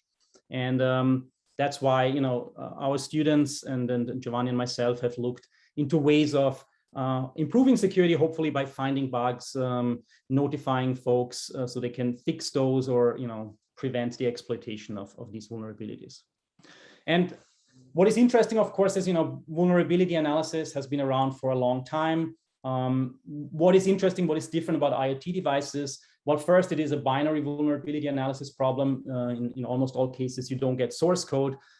In fact, it's sometimes even difficult to get access to the binary, because if you have the firmware that is embedded in a piece of hardware, like how do you get it out of there, right? So it's even tough to get access to the binary in the first place, and then you want to do your analysis. And in some cases, if it's Linux based, there's more you can go from prior experience where you know, okay, here are certain binaries, here's the structure, here are system calls. In other cases, when we talk about binary blobs, there's really very little you can go from. There's very tight interaction between the code and the hardware and the sensors, and it's using MMIO to access different registers. And so it's very complicated, and those IoT devices are often operating in setups where it's not just one device, but it's multiple devices. And you have your phone and you connect to a website that goes to some hub that connects to another hub that connects to your actual device. So there are a lot of interactions that happen between different devices in this ecosystem, where in the seams and in these connections between these different devices, different assumptions can lead to security vulnerabilities. So I think it's an interesting and it's a hard binary analysis problem. And what I want to talk about is basically two areas in which we have worked. One is we have started with an easier problem. We've basically said, okay, well, let's start with Linux-based firmware. You have your device-specific IoT code, you have the underlying operating system, which in this case is Linux, and it operates with hardware peripherals, these actuators and sensors that are all packed into this IoT device. And obviously, IoT devices, if you start, you might choose Linux as your platform to develop your applications on top of it. So the study is a little bit older, but I think it's fair to say that there's still a lot of Linux-based firmware out there. And so just to get us started, let's take an environment where things are generally simpler to analyze. So we started with Linux firmware, and one observation that we made that led to, in my opinion, an interesting paper was that Linux firmware is often made up of multiple components, multiple binaries on this Linux image that work together to implement, to realize some functionality. And so, for example, you have your IoT device and you want to configure, you want to interact with this firmware, maybe from your mobile phone. You might send requests to a binary that is a web server, right? This is a general web server that takes your requests, that maybe processes it a little bit, parses it, and then invokes the actual binary that handles these requests, that implements some of the device-specific functionality. And when the handler's done, it sends back a response, and your cell phone might say, okay, well, I changed this configuration, I opened the door, I get access to my camera, right?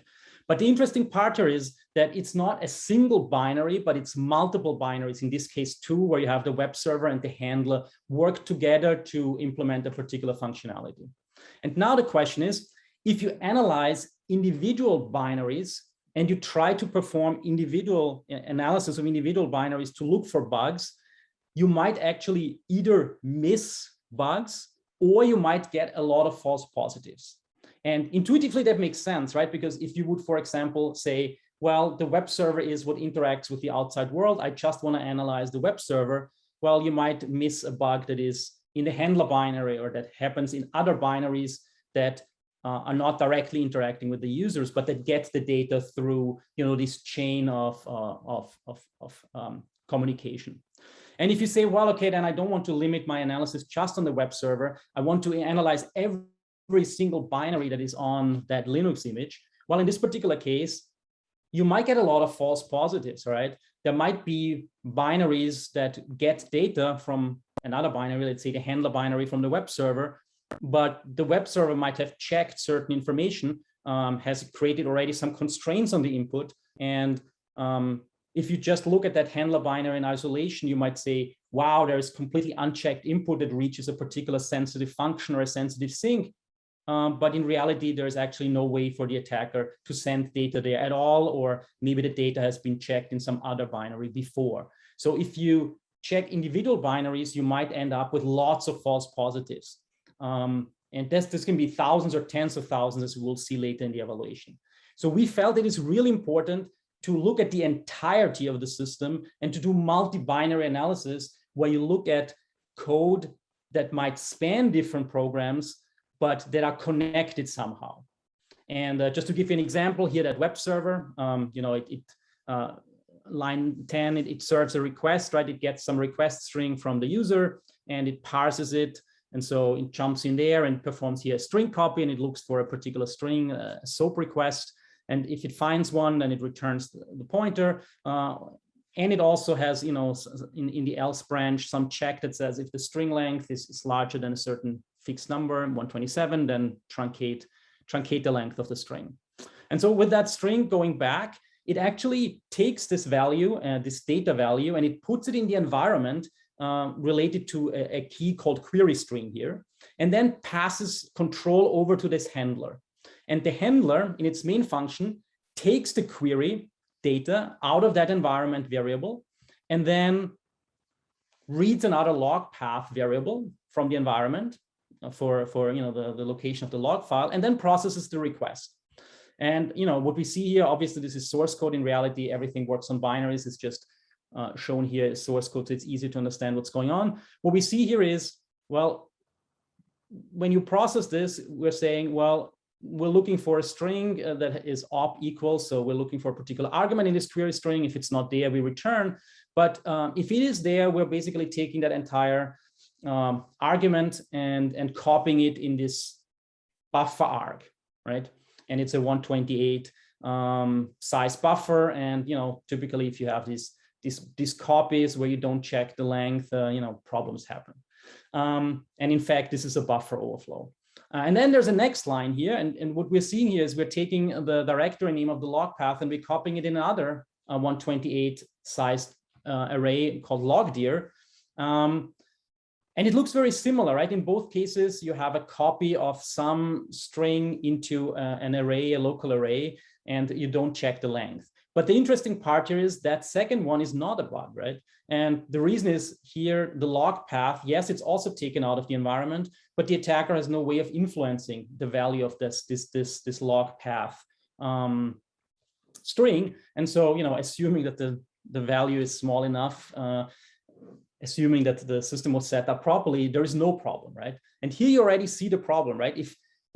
If you were looking just at this handler binary, you could not tell the difference between these two situations, and you would either report no error, and then you would miss the problem, an actual overflow, or you would report both as potential buffer overflows, and then one would be a false positive, right? And you might say, okay, one false positive for one real bug, that's a fair deal. I'm happy to do this. But the problem is, in reality, you might get many, many more. In fact, you get thousands typically.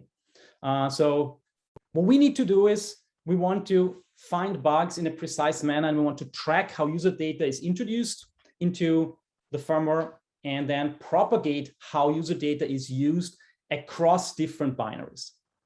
And the system we built for that is we called it Caronte, and it's a static analysis tool that tracks data flows across multiple binaries in Linux firmware to find vulnerabilities. And we do this in a 3-step process. I just sketch this. The first one is we want to discover those binaries that actually take user input, that introduce user input into the firmware. And so they're at sort of the border of the firmware, and it's where the attackers can start to introduce potential malicious input. When we have identified that, we want to understand how that data is tracked. We want to basically look at dependencies of how data from those border binaries, here the web server, is propagated within the system and how it can potentially reach here the handler binary. And when we have that and we can understand all these data flows, then we want to detect vulnerabilities that could arise from misuse of data or from the use of unchecked, potentially malicious user input in sinks that are not protected, like that string copy that we've seen here before. Okay, and so how do we do this? Here's the system, right? So we're taking the binary, we're unpacking it, we try to discover the border binaries, we build a binary dependency graph where we understand how data flows between these binaries, and then we have a static taint engine that basically tracks and checks the constraints along this path until we might detect what we call an insecure interaction, a potential misuse of tainted data. How do we do this? Well, in a little more detail, how do we how do we detect those binaries? You know, there might be hundreds or thousands of binaries on a Linux image that can receive input from the user. Well, we make the assumption that data is received over the network, and our insider observation is that when this binary receives the data from the network, there's in almost all cases some parsing activity that happens to at least initially process these user requests before it's handed out to maybe some other binaries that are specifically focusing on functionality. So we're basically trying to find binaries that have functions that seem to be involved in parsing input that is coming from the network. So we're looking at system calls that read network data, and then we're looking for each function in a binary. We're looking at a score that we call the parsing score that is based on some features that we used from prior work, like number of basic blocks, how many mem comparisons, how many branches are there. We added a couple of additional features to look for network-related keywords, and we also want to see a data flow between a receive and an actual, like a receive over the socket and a memory comparison operation. And then we have this sort of simple weighted sum where we all add and multiply this together. And in general, then you could compare this to a threshold. The interesting part is we decided, no, we don't really want to use thresholds because those thresholds could vary between different binaries and IoT devices. But what we found is that if we basically take the parsing score for each binary in an image and we cluster those scores together, what we find is that many of these scores are in clusters that are fairly small from a parsing score value. And then there is typically this outlier where the parsing score of the binaries are clustered together and they're big. So there's sort of a cluster with large scores. And what we found is it really works well that this is typically identifying very well or matches very well to our border binaries. So what we do is we basically compute the score for each binary, we cluster all these scores, and we take the largest cluster and call all the binaries in this cluster our border binaries. Then we have to build this binary dependency graph, right? This graph that captures the potential data flows between the binaries in the firmware sample. And in order to do this, you have to ask yourself, how do binaries communicate with each other? How do they typically send data from one to another, right? And so you have multiple processes that would be running. And so you're obviously looking at inter-process communication, right? And you're saying, well, there's a finite set of primitives on Linux that is used by processes or by programs to communicate with each other. It can be files, sockets, shared memory, environment variables, as in the example. And what is interesting is, of course, if you use such an IPC function, you need some kind of data key to reference a particular communication channel, right? Sort of a somewhat fancy way to saying, well, typically there's a file name or an environment variable or a socket number that is involved. And both the binaries that try to talk to each other, these processes need to know these keys, right? And what we found is sort of the insight is, if these two binaries want to communicate with each other, they must know the name of the channel they want to use to communicate. And that channel name, these data keys, are typically embedded into either the programs, the binaries themselves, hard-coded in the binaries, or they are stored in some configuration files that are also present on this Linux image. So, in the particular case, the example here that we showed before, it is the data keys here query string that represents the environment variable that holds the actual query string that is parsed from the web server to the handler binary. And so what if we basically just scan all these binaries for IPC primitives, right?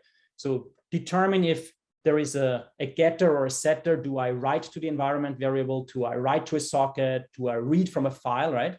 And then when we find these potential IPC primitives, we're basically performing static analysis on, and so we're doing a backward slice to understand what is the name or the data key associated with that particular IPC primitive. So can we retrieve the string that is used for the environment variable name, or the number that is used for the socket where a binary is listening, right? And if we can do this, we basically know for each binary where it potentially is a getter. So it might read data from another process, or where it might send or set data that is sent to another process. So we're building then a graph, this dependency graph, by creating an edge whenever we find a binary that sets a particular channel or data key, and another one that reads from that. So for each shared data key where we find a setter and a getter, we just connect those binaries and create an edge, right? So in this particular case, we would have the web server, right? And we say, hey, it sets some value into the query string, and another binary reads from that same key query string. So we want to connect these two. We see this as a potential data flow.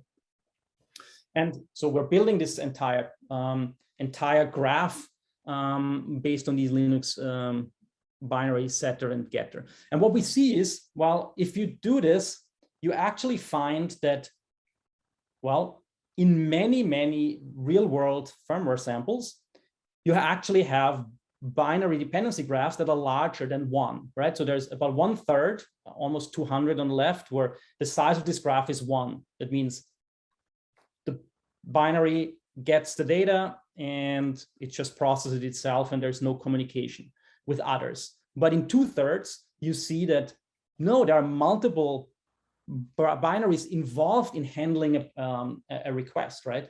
In fact, we found one that has a size of 16. So there are 16 binaries that are all involved and can be called when a single request is received from a user, right? And typically you see the size, around 5, 6, 7, but they can get bigger. But this really underlies that, hey, there is communication happening. And when we see later the percentage of bugs that we found that required multi-binary analysis, we actually had a very similar setup where about 1/3 didn't, and 2/3 of all the bugs we found required us to perform this multi-binary analysis. So it truly happens, and it happens a lot. So when we built this graph, the next part is, okay, we're doing static analysis, forward taint analysis. We start from the identified border binaries, from the reads from the socket, and then we start to essentially taint variables that are compared against network-related keywords and run a forward taint analysis. We collect constraints along the path that we analyze, and then we're basically, if we reach a setter point, we continue the analysis at all the getters along the edges of this binary dependency graph, and then continue the analysis in subsequent binaries, right? Until we, find an interesting sync. So here as an example again, right? So we would find, hey, there's a string compared to some data that comes from the network. Here it's unconstrained because it returns that pointer immediately. It actually doesn't do the string length check. It returns the pointer immediately. That goes into the set-env, that's a setter. So we continue here at the query string as a getter, and eventually through process request, we actually find that, hey, here's an unrestricted, so an unchecked length string stored here in Q might be copied into a fixed size buffer arg, and it can potentially overflow it. So this is a potential buffer overflow, and we would report it as such. What are the things that we currently use? Mem string copy-like functions and dereference of tainted variables. This is what we are using. We could use, other things as well. For example, you could use database queries to see maybe SQL injection attacks. But we started with those memory corruption vulnerabilities, and we use an existing static taint engine that was built on a prior work that we did. It's called Bootstomp. Okay, so before I jump into results, there's a question: does the approach handle code obfuscation? Well, yes and no, right? It depends on how the code is obfuscated, and it specifically targets static analysis. It could definitely make it harder for us to analyze, but what we found is that the actual binaries were not obfuscated. What we see is sometimes or often encryption or obfuscation of the image itself. So people wouldn't give you the images just plain, but if you're able to get into the Linux image, then the binaries themselves were, they're stripped of course, but they were pretty much standard Linux binaries that were not obfuscated. And then obviously, if you start and obfuscate the code, you can make it much harder for our static analysis to track data flows. All right, so what did we do? We took initially 53 samples from 7 vendors. We scraped them from vendors' web pages. It's not always easy to get those. But some vendors give you firmware updates on their webpage, so you can grab them, you can analyze them. And sometime later, we got almost 900 samples from some related work, Firmadyne, that also looked at Linux-based embedded firmware.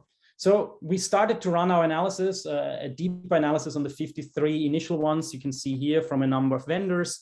And what is interesting is, 53 samples, there were about 8,500 binaries in the images of these 50 samples. So it's a lot of binaries.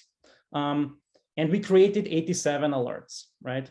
And what we found is out of these 87, there were 51 actual bugs. So 51 true positives, manually verified. And it's also interesting that 34 out of these 51, so about 2/3, were multi-binary vulnerabilities. So we really needed to track the flows between binaries. So we found that was interesting, and we also found that it was very similar when we went for the larger data set. But I also want to mention, a lot of these vulnerabilities were previously unknown. So these were zero-day bugs. There were 5 known vulnerabilities in our data set that we rediscovered. So that was a good sign, hopefully also showing that our false negative rate was not too terrible. And what is really interesting is if we would have run our same analysis on all the binaries as individual binaries without considering constraints and tracking flows between those binaries, we would have raised about 20,000 alerts, right? And they are essentially, almost all of them are false positives, right? Because either the flows are not possible, or there are flows that were the first binary checked constraints that made an access that looked bad if you looked at the second one individually, actually impossible to exploit. So it's really important to not just say, well, why don't we do single binary analysis? Because if you just flag everything as bad, you get a lot of false alerts. So then we did it on the larger set, right? 900 binaries, 900 firmware samples. Most of them had multi-binary dependencies. There were 140,000 binaries, so it's a lot of binaries. And what we found is a total of about 1,000 alerts.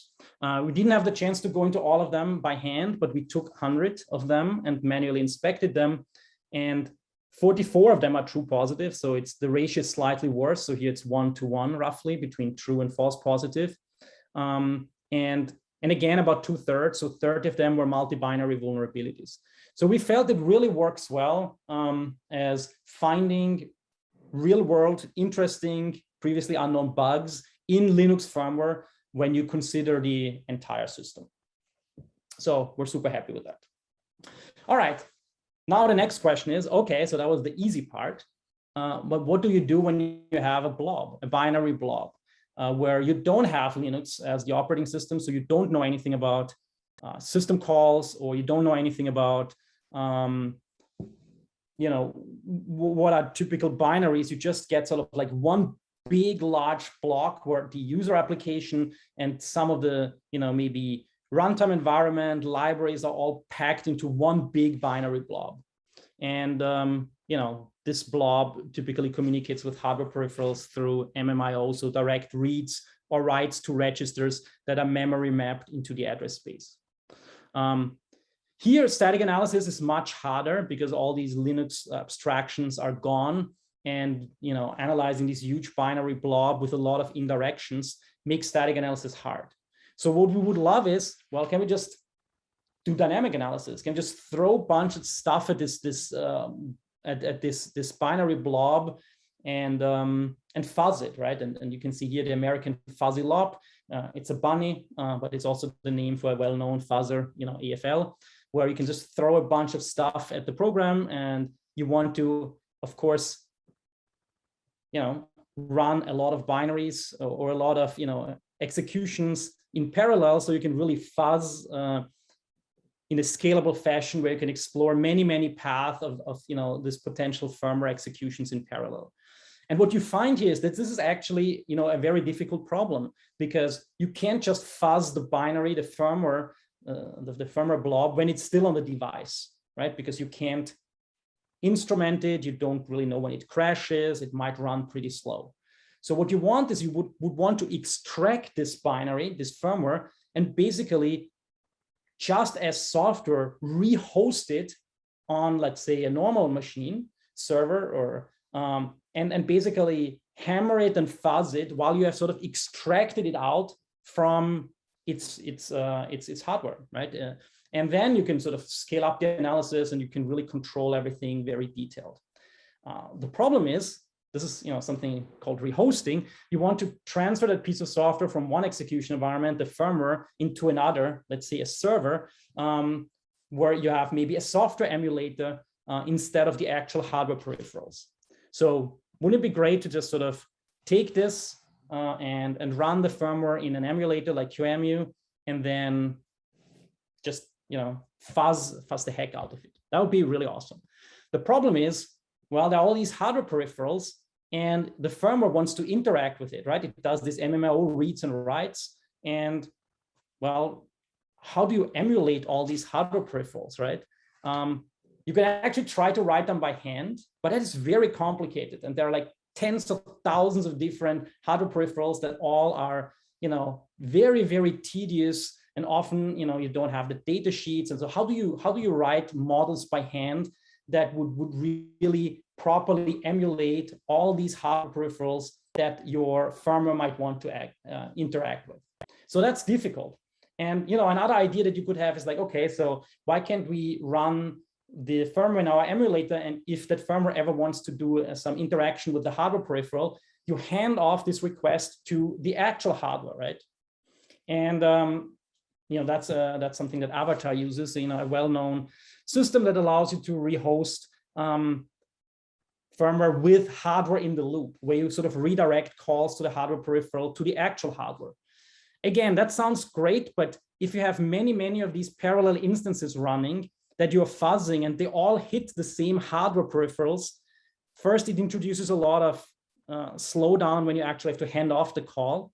And second, that hardware gets very confused because it might have parallel and interleaved calls from multiple fuzzing runs where none of these calls make any sense. So you can, desynchronize it quickly, and the state gets completely ruined. And so it doesn't do anything, and it doesn't really work, right? So what you would want is, in some sense, emulation of hardware peripherals, models written in software as part of your emulator, but not writing them by hand.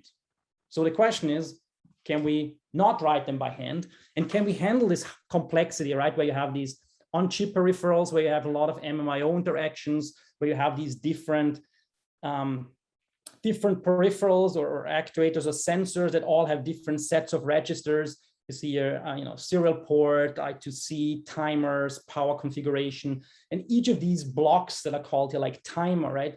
Just a timer has a ton of different registers, right?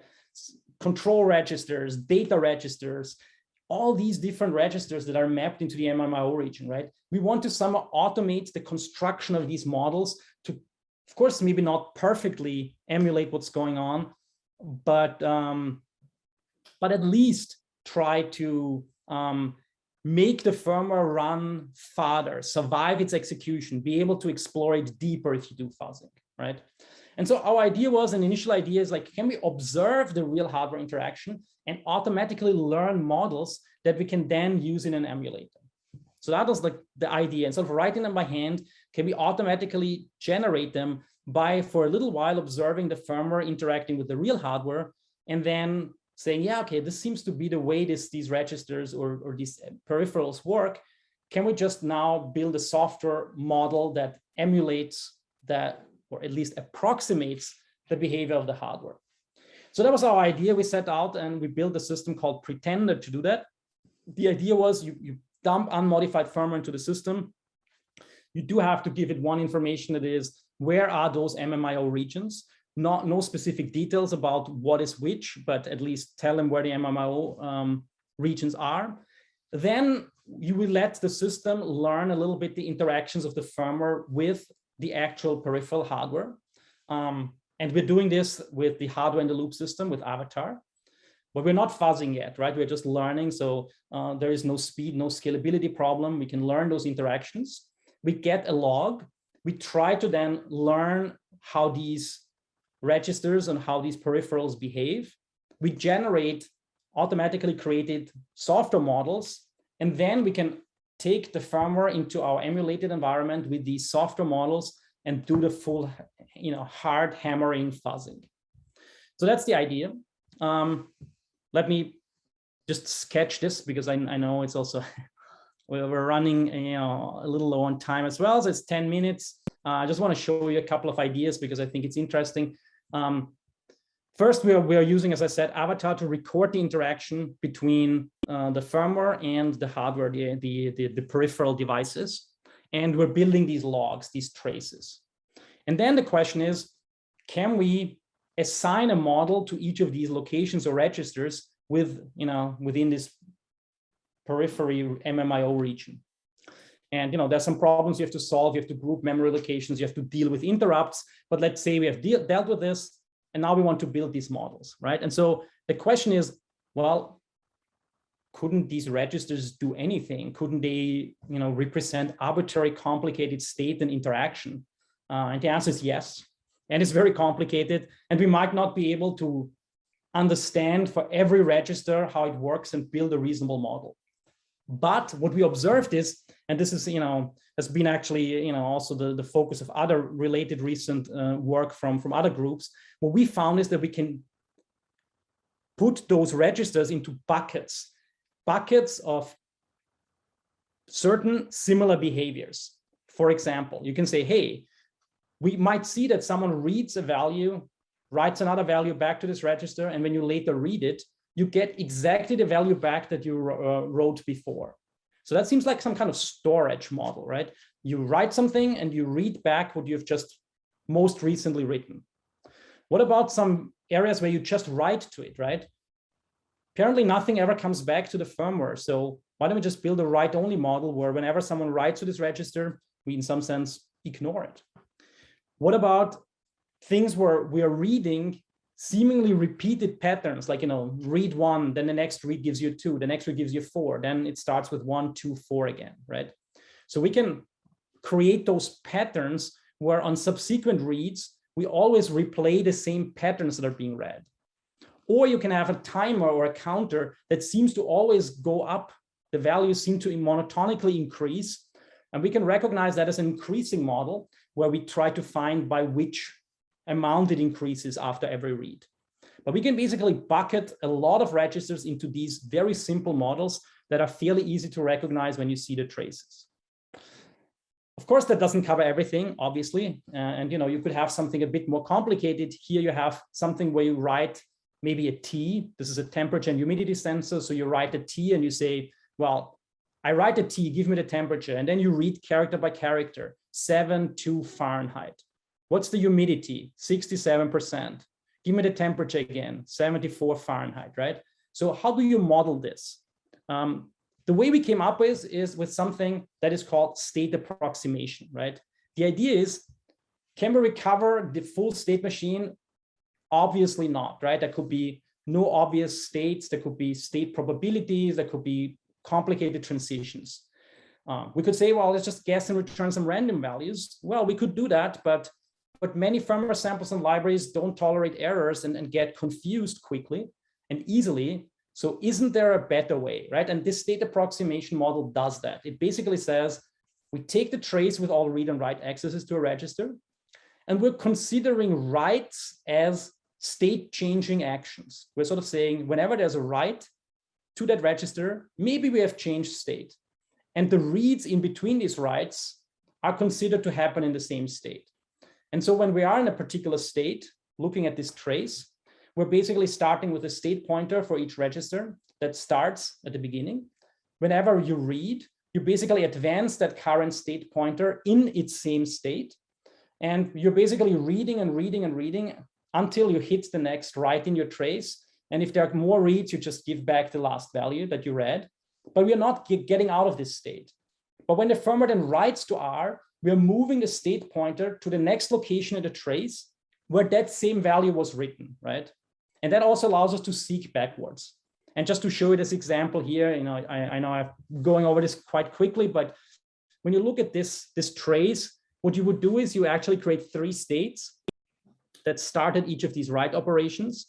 And you are having these state transitions, right? When when someone writes an H to this register, you would go to this state. When then someone writes a T, you go to this. When someone writes another H, you go back to this one. Someone writes a T here, you would go back to this T, right? And then if someone reads and you're in this state T, you give back 7, 2, F. And if there would be more reads, you would say F, F, F. And then if there's an H right, you jump to this state, right? And that allows you to basically expand or magnify the trace that you have and really replay potentially more complicated interactions with your models, even if they are in different order or if they extend beyond what you have recorded in this original state recording. So that's our idea. It worked actually quite well. We tried it out. We constructed a bunch of firmware samples based on ARM-based embed framework, 3 different boards, 2 from S&T, I think 1 from Max.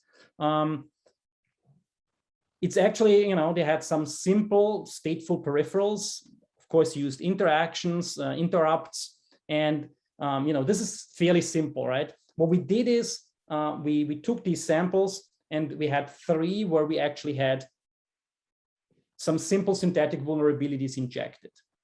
And so what we tried to do is, and show in the evaluation, like you see the 3 boards here, you see the 6 firmware examples per board. You see they use some interesting peripherals like timer, UART here, some buttons, some radio for a door lock. And what we basically show is, okay, so here during the recording, this is the number of basic blocks that were touched during the recording. And when we then, sorry? Just 5 minutes left. Yeah, perfect. I'm basically done just showing this.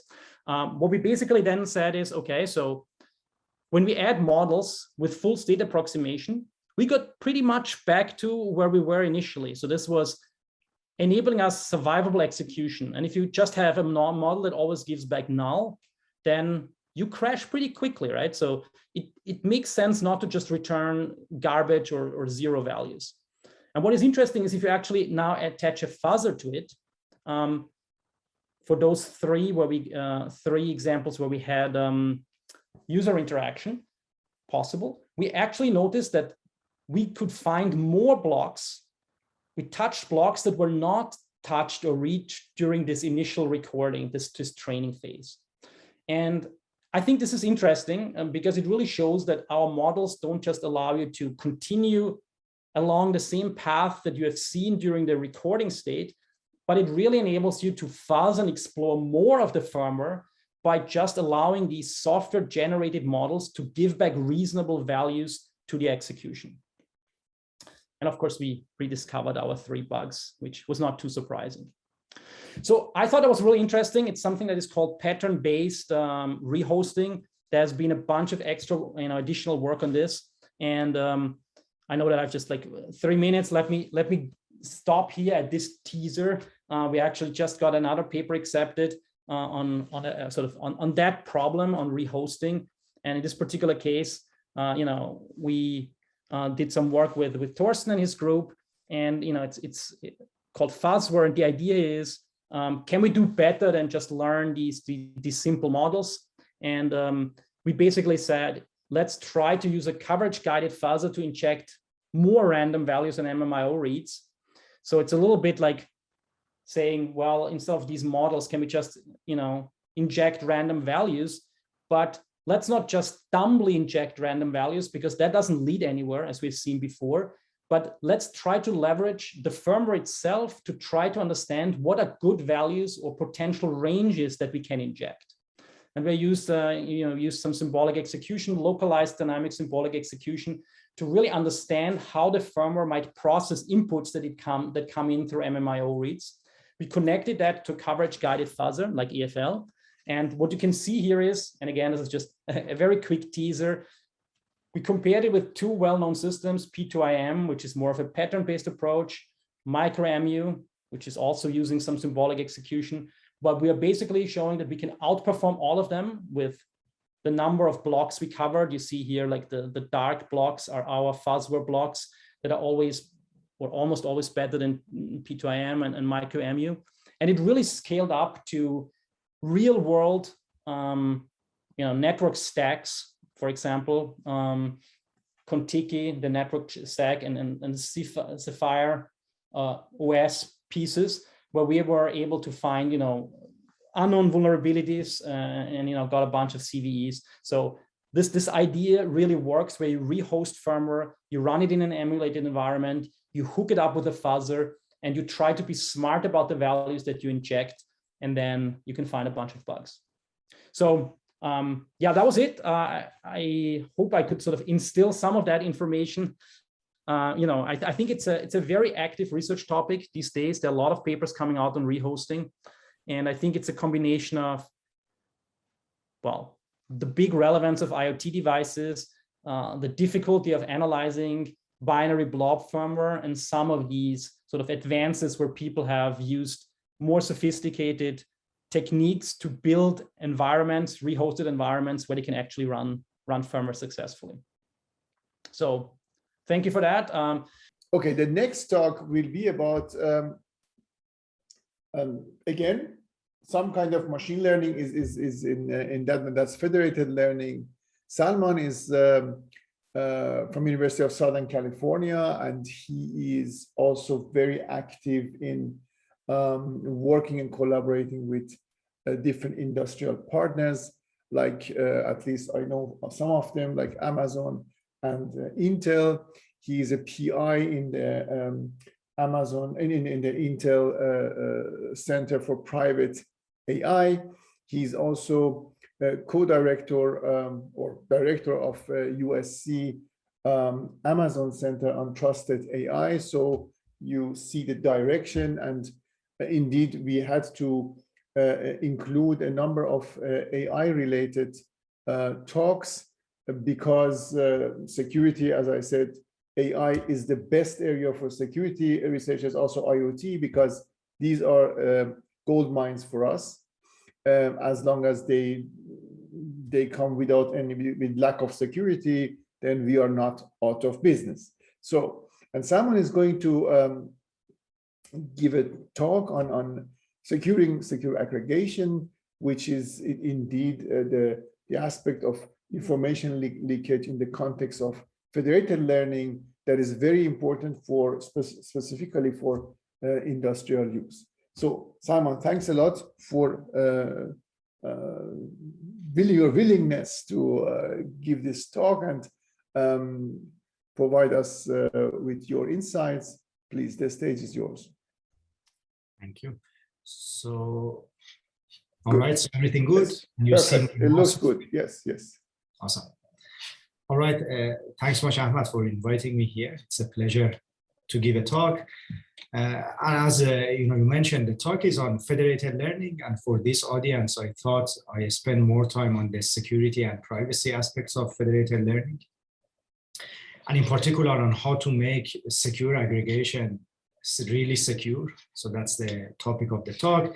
This is in collaboration with several students, former postdocs, colleagues at various places that I have listed here. And let me start by maybe a little bit motivation. I think federated learning, probably most of the audience are familiar with, but I spend maybe a few minutes motivating the scenario. I think this is motivated by machine learning across a lot of data that is collected across the edge of the network. Okay, so the idea is the data is born at the edge.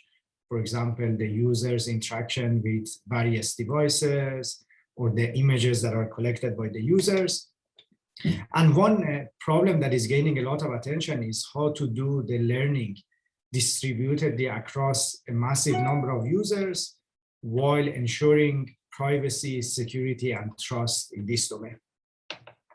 So this is a important problem. There have been various aspects of it has been looked at before, and a promising approach that is gaining attention for this problem is federated learning. At a high level, the principle of federated learning is simple. The idea is to train locally at the users and then do some aggregation globally. What it would mean is, let's say there is like a bunch of users, they have some images that you want to train for coming up with a classifier. What they would do is they do local training on the data set that they have. For example, XI represents the model that they locally train. and somehow you try to aggregate those local models at a cloud server, for example, Amazon Cloud or Google Cloud, to come up with a better model that can be used and fed back to the users for better performance. Okay, so that's the key principle of federated learning. The idea is the data never leaves the device, the data stays local, and that's how you're guaranteeing privacy in the system, because users' data stays where it was collected. So at a high level, it seems a simple problem or a simple approach, but if you look at it more carefully, it's an exciting research area with a lot of problems. And in our group, we do a lot of work on various aspects from machine learning algorithm design, like the problems on how to design the aggregator, how to deal with heterogeneity. Most of the time, the data the users don't have labels, how to do this in an unsupervised manner. Similarly, there are many problems from a scalability perspective. The users, as opposed to the cloud, they have much more resource constraints. The number of users is very different from what you have in a typical parallel or distributed machine learning. For example, the state-of-the-art distributed machine learning deals with thousands of GPUs. Here, you can easily go to millions of users. So understanding algorithmic aspects from a scalability perspective is very interesting. Also, model development is driven by the cloud systems nowadays. But think about, if you want to have deployed model at the user, so there is a lot of interesting problems on coming up with the right models for federated learning systems. Similarly, on the trustworthiness of the system, dealing with security and resiliency, dealing with adversarial users, or perhaps leveraging some trusted hardware in the system. These are some of the interesting directions that one can take a look. And as Ahmad mentioned, we have recently a new USC Amazon Center on secure and trusted machine learning. And the goal of the center is to really think about these problems in this domain fundamentally. So for today, as I mentioned, I want to focus on one aspect of it, which is related to security and privacy, in particular, how the component of model aggregation and how to deal with privacy leakage in model aggregation. Okay, so that's the goal. All right, so let me zoom in a little bit into the problem, get it technical so I can talk about what is the challenge here. As I mentioned, the promise of federated learning is to ensure privacy by avoiding data movement from the users to the cloud. But then the problem is that by just keeping the data at the users, you can't really guarantee a strong privacy. And the reason for it is what is called model inversion attack. Okay, so there are various aspects of model inversion attack. There are many works here. I have cited one of the works. What these type of attacks show that is that it's possible to reconstruct the training data from the model that is locally trained at the users. Okay, so what this picture is showing, imagine user one has done local training on the data set and come up with a local model X1, provides this to the cloud. And for example, this is one of the data sets used in the training. What can be done is to inverse that model and learn the data set from that model. For example, the middle picture here is what has been constructed. If the user has trained a ResNet 18, the right-hand side is reconstruction if the user has trained even a larger model, ResNet 152. So something that you can see here is that although the data stayed at the user and only the trained model or the result of computations were sent to the cloud, still it's possible to reconstruct the data set. And it's obvious in a sense, because what the models, like the big models in machine learning are doing, they're really memorizing the data set. So it's possible to invert it. So the problem is, how to deal with model inversion attacks. Although the data stays, but leaking the locally trained model still is problematic. So a remedy in the federated learning world has been through secure model aggregation. Okay, so the idea of secure model aggregation is making sure that the server doesn't learn the local models. It only learns the aggregate of the model across a large number of users. Okay. The hope is that through secure model aggregation, the local models are going to be protected. And given that the server is only learning the aggregate model, then the inversion problem is going to be very difficult. And in fact, the local model of the users are going to be masked with the help of other users. Okay, so that's why in the federated learning world, secure model aggregation is an important component to avoid various type of attacks in the system. From a maybe crypto perspective, you can view secure aggregation as an MPC problem where the goal is to learn the sum of xi's without learning the individual xi's. Okay, so it's like a basic MPC problem. One new twist in it is that in federated learning, there is going to be a large number of user dropouts. For example, several users may decide not to participate. Maybe they turn off the phone, they take a call, etc. So the challenge is how to come up with a scalable solution for secure aggregation that can tolerate a large number of user dropouts. So that's really the new twist to the problem. And there have been, a lot of recent works from Google, from our group to think about how to solve this problem, as well as other groups. And the challenge is really how to deal with the overhead that you have to pay for dealing with the dropout. And the state of the art is there are algorithms that the complexity of them grows almost linearly with the number of users in the system. So in the one hand, secure aggregation is a key component. There has been a lot of advances. I point out some of the papers here. You can take a look. And they try to make it scalable.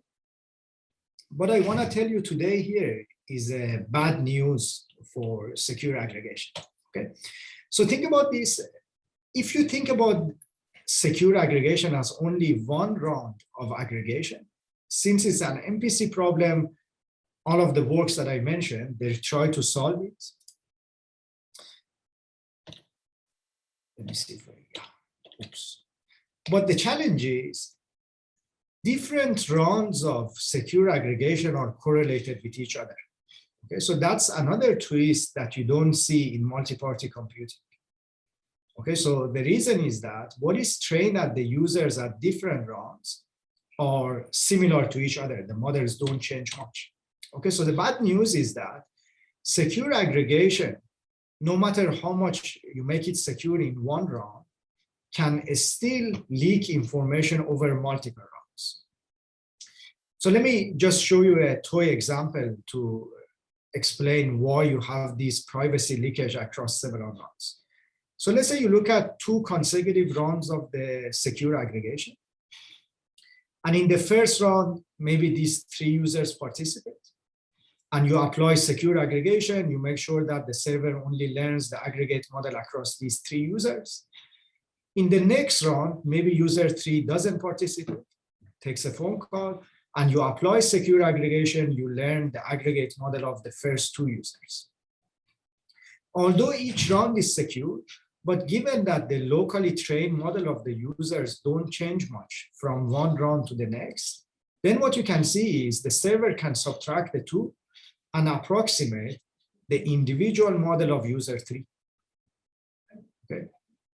And that's something, again, as I mentioned, is happening because the computations are correlated across different rounds. Okay, so the correlation is a lot. So this is not just something that happens in toy examples, and the issue is serious. For example, think about the state-of-the-art federated learning algorithms. They typically do random selection at each round. What they would mean is at each round, they select a random number of users for aggregation. Here, I look at an experiment that you have 40 users, so a small number of users for federated learning. Let's say they apply federated learning on a simple problem of MNIST with non-IID distribution. And at each round, you select 8 users at random for aggregation. Again, random user selection is something that most of the state-of-the-art FL algorithms use. Here, what I'm showing in this plot is the histogram of the reconstruction error for individual gradients. What is happening is that the server is looking at all the aggregate models that is collecting. It tries to apply a least square problem to estimate the local model of each client. Okay, so it's just solving a simple least square problem. And we are looking at the normalized error, means the approximation error for estimating user I's model is normalized by the strength of that user I. Here is the histogram after several rounds across the users. Okay, so on the x-axis you have the error, normalized error. On the y-axis you have frequency. What you see is that the reconstruction error is less than 5/1000 for many users. 5/1000. This means you are essentially reconstructing the entire individual model. And in fact, for everybody, it's below like 2%. Okay, so essentially everything about the local models are leaked, although you did all of your effort and made every round secure by secure aggregation. Okay, so it's a huge problem. As far as I know, there hasn't been any work to address the problem. This is also an interesting problem that I think hasn't been looked at in the MPC domain, because in MPC you look at each round, by itself. But nevertheless, if in the audience people know references in the crypto community, I would be glad to know that. Okay, so in terms of knowing the concern in the federated learning, there have also been some other works that point out similar concerns. Here, I want to talk about a remedy for this problem. And to do that, in my talk, I'm going to talk about some notions and metrics for multi-round privacy, like how to formalize multi-round privacy in secure aggregation, and talk about a new algorithm that we have.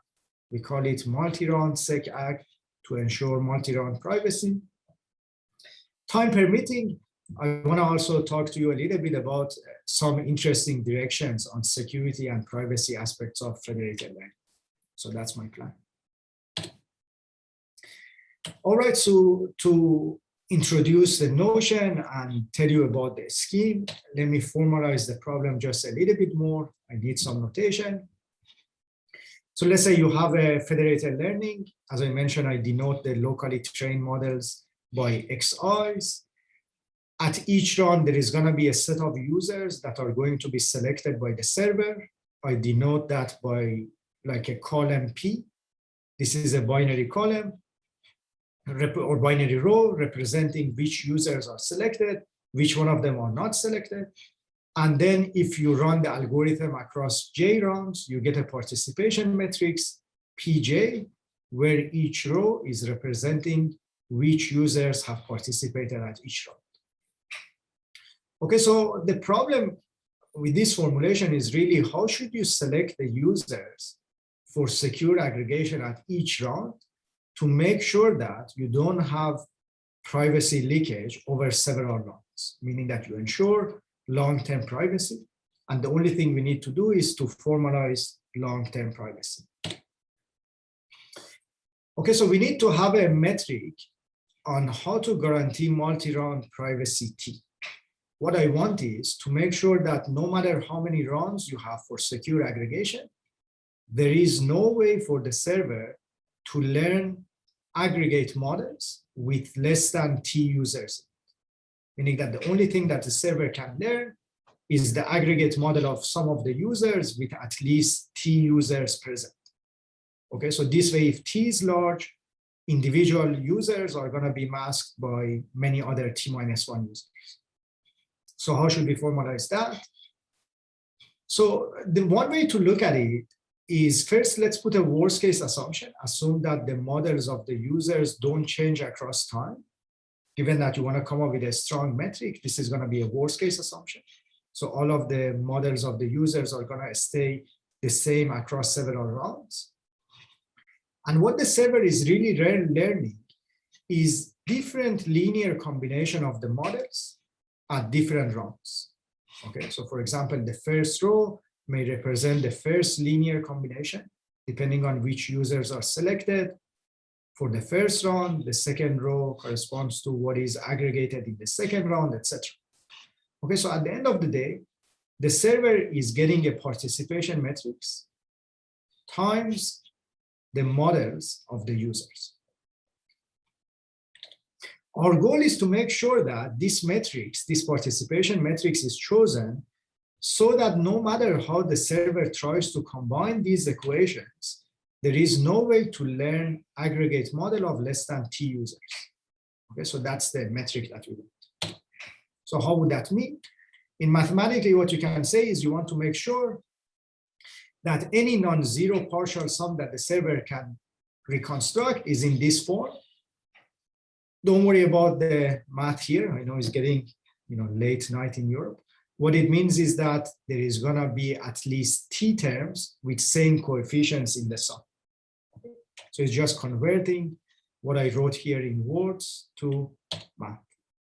Another way you can think about this, you are putting a constraint on the row span of this matrix. We want to make sure any non-zero element in the row span, any non-zero vector in the row span, had at least T terms in it. Okay, so that's another way you can see it algebraically, or if you want to see, you can see it from construction perspective. All right, so that's the metric for multi-round privacy. No matter how the server chooses the clients, it shouldn't learn the aggregate with less than T clients in it. As I mentioned, first let me clarify it. For example, if T is equal to 2, you just want to have multi-round privacy of 2. Then the guarantee is that the best the server can do is to reconstruct the summation of the models of 2 users, not any individual one. As I mentioned, as T gets large, this constraint or this guarantee is going to get stronger and stronger. Some other claims, this is worst case because we assume models of the users don't change across time. In reality, the models are going to change. This would mean what you can guarantee is even stronger than the metric that we have here. Another part here, I assume that the model coefficient in each group is the same. In general, you can give some wiggle room, but it shouldn't be so imbalanced that the linear sum that you get for those T terms is dominated by one user. So that's another worst case assumption that can perhaps be relaxed. Okay, so now we have the metric for multi-round privacy. Let's look at some baseline schemes. So one baseline would be that you partition the users into groups. For example, let's say you partition them into group of size K. So you have, if there are a total of n users, you have n divided by K groups. And you say, I'm going to select the users only within one group. For example, only aggregate group 1 or group 2 or the last group. Don't mix and match. This way, the server, since it's aggregating the entire group or none, what you can see is that the privacy, multi-round privacy that you can guarantee is equal to the group size. And if you pick the group size large, then the privacy guarantee is going to be large. So in the one hand, this baseline scheme is good. The problem with it is, in many rounds, no group may entirely be available. So for example, as long as you have one dropout in each group, you cannot select the group because the constraint is you either select the entire group or you don't select it. And you can imagine if the group size is large, it is very likely that some dropouts you have in each group. So what it would mean is that this simple partitioning scheme results in many idle rounds for federated learning. Okay. So privacy is large, but you have to waste a lot of time and the convergence is going to be extremely slow.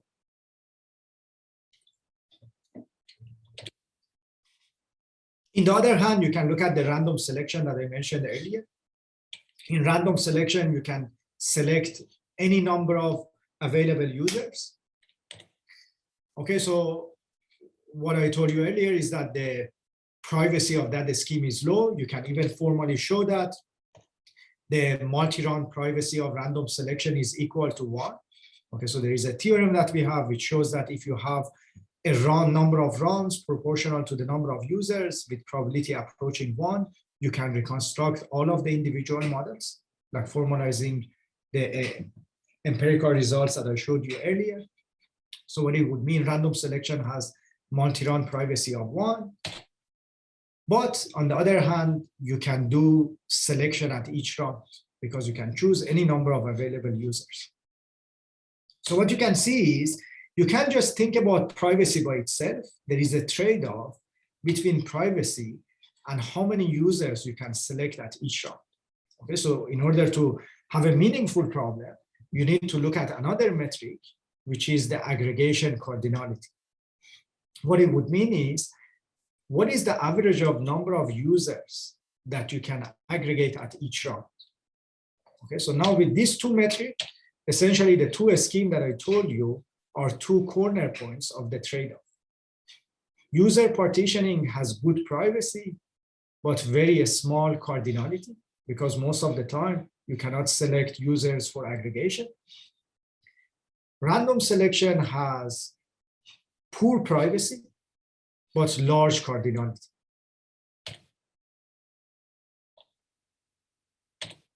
All right, so the question is, what is the trade-off between the two, and what is the optimal point you can get? You can also interpret this trade-off between privacy and convergence rate, because cardinality, the more you can aggregate, the faster you can convergence. So this is really a fundamentally between privacy guarantee and convergence rate in federated learning or distributed machine learning. I think that's another new trade-off that hasn't been looked at. There is also a third dimension of the problem, like on the fairness. I'm not going to talk about it in this talk, but what it would mean is you may also want to make sure that you give users equal chance of getting participated and represented in the federated learning. Okay, so that's another third dimension. Again, I'm going to ignore it, but nevertheless, you're looking for a scheme that has large privacy, large cardinality, and a small fairness gap. Okay, so that's really what we are after. But for now, I'm going to stay in two-dimensional. You want to have large privacy and good convergence. How can we do this? So let me tell you about one scheme. The idea is you want to combine aspects of partitioning and aspects of random selection to get the best of both worlds. So the scheme is as follows. Instead of partitioning them users to large groups, you're going to do batch partitioning. Okay, so this scheme has essentially 3 parameters. N is the number of users. K is going to be the set of users you want to select. And T is the privacy you want to guarantee. What you would do is you create a smaller batch of the users, and you give the flexibility to the server to select multiple batches at each time. Okay, so the advantage is, although some batches are, given that there is a small number of batches at each, given that there is a small number of users in each batch, it is likely that several batches are going to be available. So it doesn't have the issue of the partitioning scheme. On the other hand, the design should be careful to make sure that the batches are selected in a way that you don't leak beyond privacy guarantee that you want to have, privacy guarantee T. Now then, what the server would do once you do the batch partitioning is like giving the option on which batches the server can choose. It's going to apply a random selection among those batches with an eye on the fairness to make sure that it gives the fairness guarantee. So let me tell you a little bit on how this scheme works.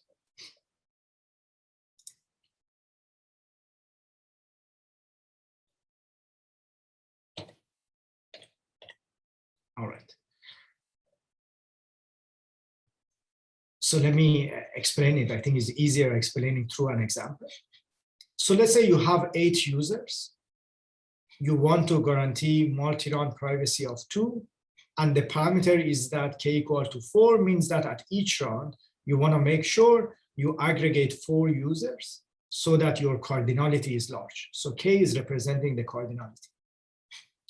What we would be doing is we are going to create batches of size 2, for example, 1, 2, 3, 4, 5, 6, 7, 8. So that's matching the privacy that you want to have. And then the selection matrix is such that we give the flexibility of choosing any 2 out of these 4 batches at the server. Okay, so for example, for choose 2 is going to be 6 sets. The first set corresponding to choosing batch 1 and 2, the second row corresponding batch 1 and 3, batch 1 and 4, etc. So that's how you would be choosing. More generally, the way you would be doing it is you want to have privacy T, you create batches of size T, but you design the metrics according to this criteria that I mentioned. You allow for any K divided by T batches to be selected by the user. This way you would be guaranteeing that at least K users are aggregated at each time. Now for this participation metrics, what you can prove is that if you look at the row span of this matrix, it has at least cardinality, 2, meaning that you would guarantee the privacy. What it would mean is, what you can show is that the aggregate models that the server would be learning, no matter how the batches are selected at different rounds, there is no way to reconstruct an aggregate model with less than T terms in it. So that's a privacy guarantee that you would get. But you also want to have, aggregation cardinality guarantee. You want to make sure that a large number of users are selected at each time. That becomes more of analysis of what is the average number of batches that can be selected, or how many rounds, how many rows are active for the server to be chosen. All right, so overall, that's the guarantee that you would get for the SKI.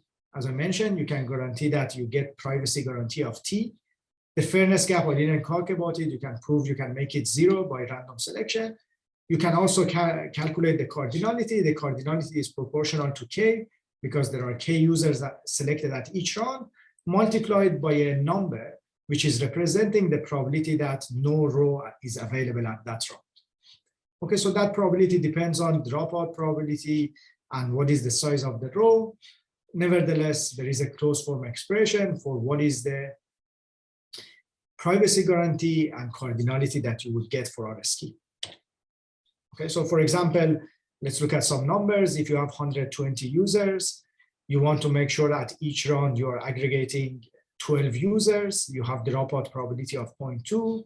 You want to make sure that no less than 6 privacy guarantee you are going to have, means that there is no way to learn aggregate model across less than number of users. This scheme guarantees that you can guarantee the privacy that you want, and the average cardinality, as I mentioned, is very close to the 12, slightly lower because of the dropout, is becoming like 11.77. So you can calculate that.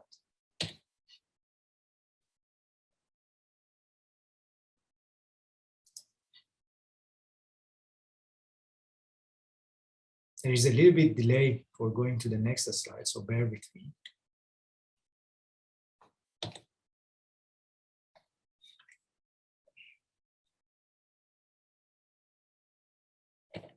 All right, all of a sudden, Jen jumps a lot.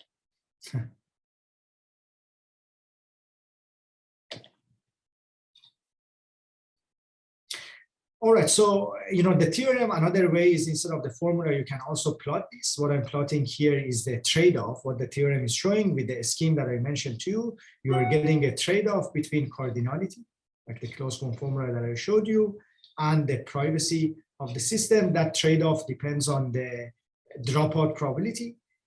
And in general, if you have a lower dropout, you get a better trade-off. If you have a higher dropout, this would mean your cardinality may drop further. So this trade-off, you can even formalize it, connect it to the trade-off directly between the privacy and convergence. To do that, you can look at how does your convergence rate depend on the cardinality. And once you do that, this trade-off automatically converts to the trade-off between convergence rate that you can guarantee and the privacy that you can guarantee. So with this SKI, maybe one question that you may have is there a way to talk about the optimality of the SKI? In a way, could you get a better trade-off than the proposed SKI? Something that we can show is that if you stick to a strong privacy guarantees that I mentioned, meaning that there is no way to learn aggregate sum with less than t terms and all the coefficients being the same, then this scheme is optimal, meaning that any scheme should have the same form as the proposed scheme that I mentioned to you. So your only hope of improving the trade-off is to relax one of the worst case assumptions that I mentioned to you earlier. Now to wrap up the discussions on the multi-round privacy leakage, let me go back to the experiment that I showed you at the beginning. As I mentioned to you, for this very like a realistic small scale federated learning problem, if you apply random selection, you can reconstruct all of the individual user models, even if you apply secure aggregation. Now, if you apply the new scheme that I mentioned to you, I have plotted the reconstruction error at the server.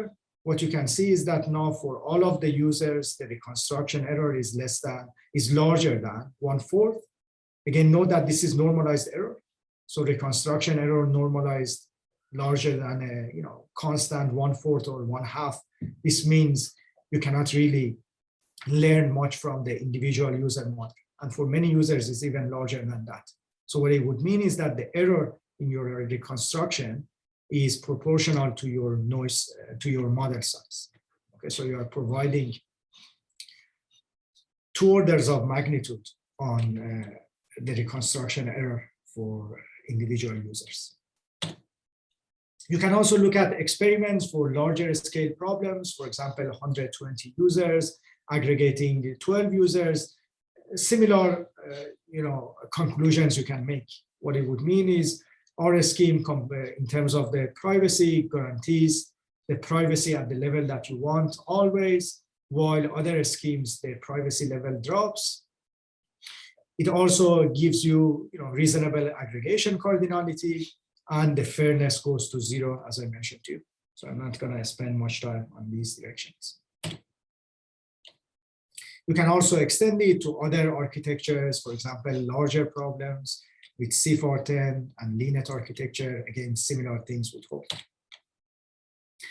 So let me spend a little bit of time on concluding remarks on the multi-round aggregation, and time permitting, tell you a little bit about some of the other interesting problems here. So as I mentioned, random selection in federated learning can lead to serious privacy leakage. Multi-round SecAg is the first scheme that mitigates that and shows an interesting trade-off between privacy and convergence rate. In terms of immediate future directions, our metric is very strong, so there could be careful relaxation that give substantial improvements. We don't know that. Formalizing this trade-off between privacy and convergence rate, I think that's valuable for the machine learning community. What it would show is that there is a price that you have to pay for privacy, and this would formalize the price from a machine learning algorithm design perspective. Maybe a high level problem is at the end of the day, with our metric, what you can guarantee is that you get the aggregate model across T users. I think one fundamental question is, from aggregate models, how much can you learn about the individual model? This is where there is a leap of faith taking in federated learning, meaning that you are hoping the model of other users is masking yours, but this is just is neither empirically, people have come up with attacks for it, and neither formally proven. So I think that's an important problem to give formal guarantees on federated learning. So maybe Ahmad, one question to you. How much more time do I have to spend time on some other directions in this domain? So far I focused on privacy, meaning that you wanted to make sure the individual user models are protected. So one interesting direction that I didn't talk about is going beyond the honest but curious setting. So here the assumption was that all the users and the server, they are honest, they follow the protocol, but they are curious, they can do any combining. So you can imagine once you make the systems federated, quickly you may deal with bad users, adversary users, faulty users. And the question is how to deal with them. So there are 2 approaches you can take. For example, your goal should be you want to detect outliers, eliminate them. One approach is distance-based outlier detections. What it would mean is you try to compare the models of the users and throw away outliers measured as a distance from the other users. So we have done some work in that domain. This is the first work that I'm aware that uses MPC for dealing with active adversaries in federated learning. You can take a look. Although they are effective, meaning that you can use outlier detection based on distance, one problem is that distance-based methods cannot distinguish between rare and bad data. Okay, so essentially, they throw away outliers. But outliers could be because one user has rare data as opposed to bad data. And in federated learning, that's an important component, meaning that those people who have rare data, in fact, those are the critical users that you want to keep them and include them in the learning because they have rare data sets that can be used for improving the system. So if you just spend time on distance-based methods, although you can formalize them and apply multi-party computing for learning the distances securely, but you cannot distinguish and they are not effective in heterogeneous setting. So that's why an interesting direction is thinking about performance-based outlier detection. Okay, so it's kind of you want to use and judge the users based on the performance that they can guarantee. We have done some preliminary work in this domain, but I think there is a lot of work that can be done. And here is some place that trusted hardware can be used, because to have a performance space, you want to make sure the users share a part of their data to the cloud, and you evaluate the performance based on the data that they have, meaning that you judge each user based on the data that the user has instead of other users. That's why there should be some sharing. And if you have access to trusted environments or homomorphic encryption for that performance evaluation, they can enable performance-based outlier detection. In the paper that I mentioned to you, we have leveraged trusted execution environments to deal with outlier detection. And in this domain, there are many other works. And what we have shown is ours is like the performance-based methods are much stronger than other methods that don't rely on data sharing and outlier detection based on the performance. Again, I don't have much time to talk about them. In the experiments, there are many experiments in the paper that I mentioned. What they show is that, this green curve is ours. The other curves are all the other schemes that I mentioned to you for outlier detection. There is a lot more effectiveness in dealing with attacks if you rely on performance-based methods. So if you are interested in that direction, I think that's a promising direction to go beyond honest but curious and dealing with outlier detection in federated learning. Another detection is moving, instead of changing the security model, changing the aggregation model. All of the works, everything that I presented today, taught about aggregation through model averaging. Model averaging is effective, but the problem with it is you have an underlying assumption that all the users are capable of training the large model that you want to average. Okay, so it's like all of them are training large models. And the issue is that these are edge users. They don't have the capability even sometimes to store large models. So they quickly run out of compute, memory capabilities. And then once you want to think about federated learning algorithms that can, train small models at the users, yet collectively train a big model, your aggregation is going to change. Okay, so that's an interesting problem by itself in a federated learning domain, how to train compact models and transfer their knowledge to a large model at the server. Okay, so that's the approach that we are taking, and trying to formulate the problem instead of model averaging to a knowledge transfer from smaller models to large model at the client. And we have done some work on formalizing this paradigm for federated learning. We call that federated group knowledge transfer. I'm not going to go into the detail, But the important thing is once you formulate federated learning, instead of from federated averaging to federated knowledge transfer, you need a much more complex way of aggregating the knowledge at the server. Okay, so one important direction is how would you protect privacy leakage if you have federated knowledge transfer, not just federated learning? And depending on how you formulate federated knowledge transfer, I think this can give rise to very interesting problems that one can take a look. Okay, so these are the two directions I wanted to mention. Let me pause here, not running too much overtime, just conclude.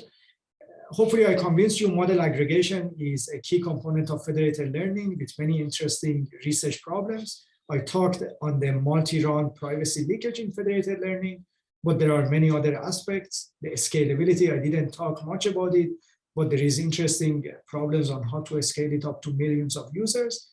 I also spent some time on resiliency to stronger adversary guarantees, like if you have faulty and adversary users, maybe formal privacy guarantees, as well as thinking about secure and private knowledge transfer. So I think it's a playground with many interesting problems for the security and privacy community. So let me stop here. With that, I would say we can close this day of the conference, day one. Thanks a lot to those speakers, those attendees who are still in the virtual room. I don't think that all the speakers are in the virtual room, so I have to ask, just thank them all. I see Christopher Krügel is still there. Without them, we could not have such an amazing day one. Day two will also be amazing. I promise that. I learned a lot from our speakers. I mean, always it's a pleasure to listen to all these smart people. But I also am very happy that we had continuously a good number of participants who attended the virtual conference. So thanks a lot to all of you. And of course, thanks a lot to Anne-Kathrin Braun and Lisa Fröhlich, who were managing the time and running things in background that nobody sees. Even setting up a virtual conference is not always without work. It's not straightforward. We need to prepare it. Anyway, thanks a lot. And please come back tomorrow. We start again at 10 o'clock in the morning in Central European time. And we will have exciting talks as well. We have a panel on startups that we have kind of changed, especially for those of you who are graduating and thinking, oh, I go and work for Siemens and make a washing machine. Don't do that. I mean, nothing against Siemens. Siemens is a fantastic company. They don't fund us, but doesn't matter. Just make your own business. Thank you very much and see you tomorrow.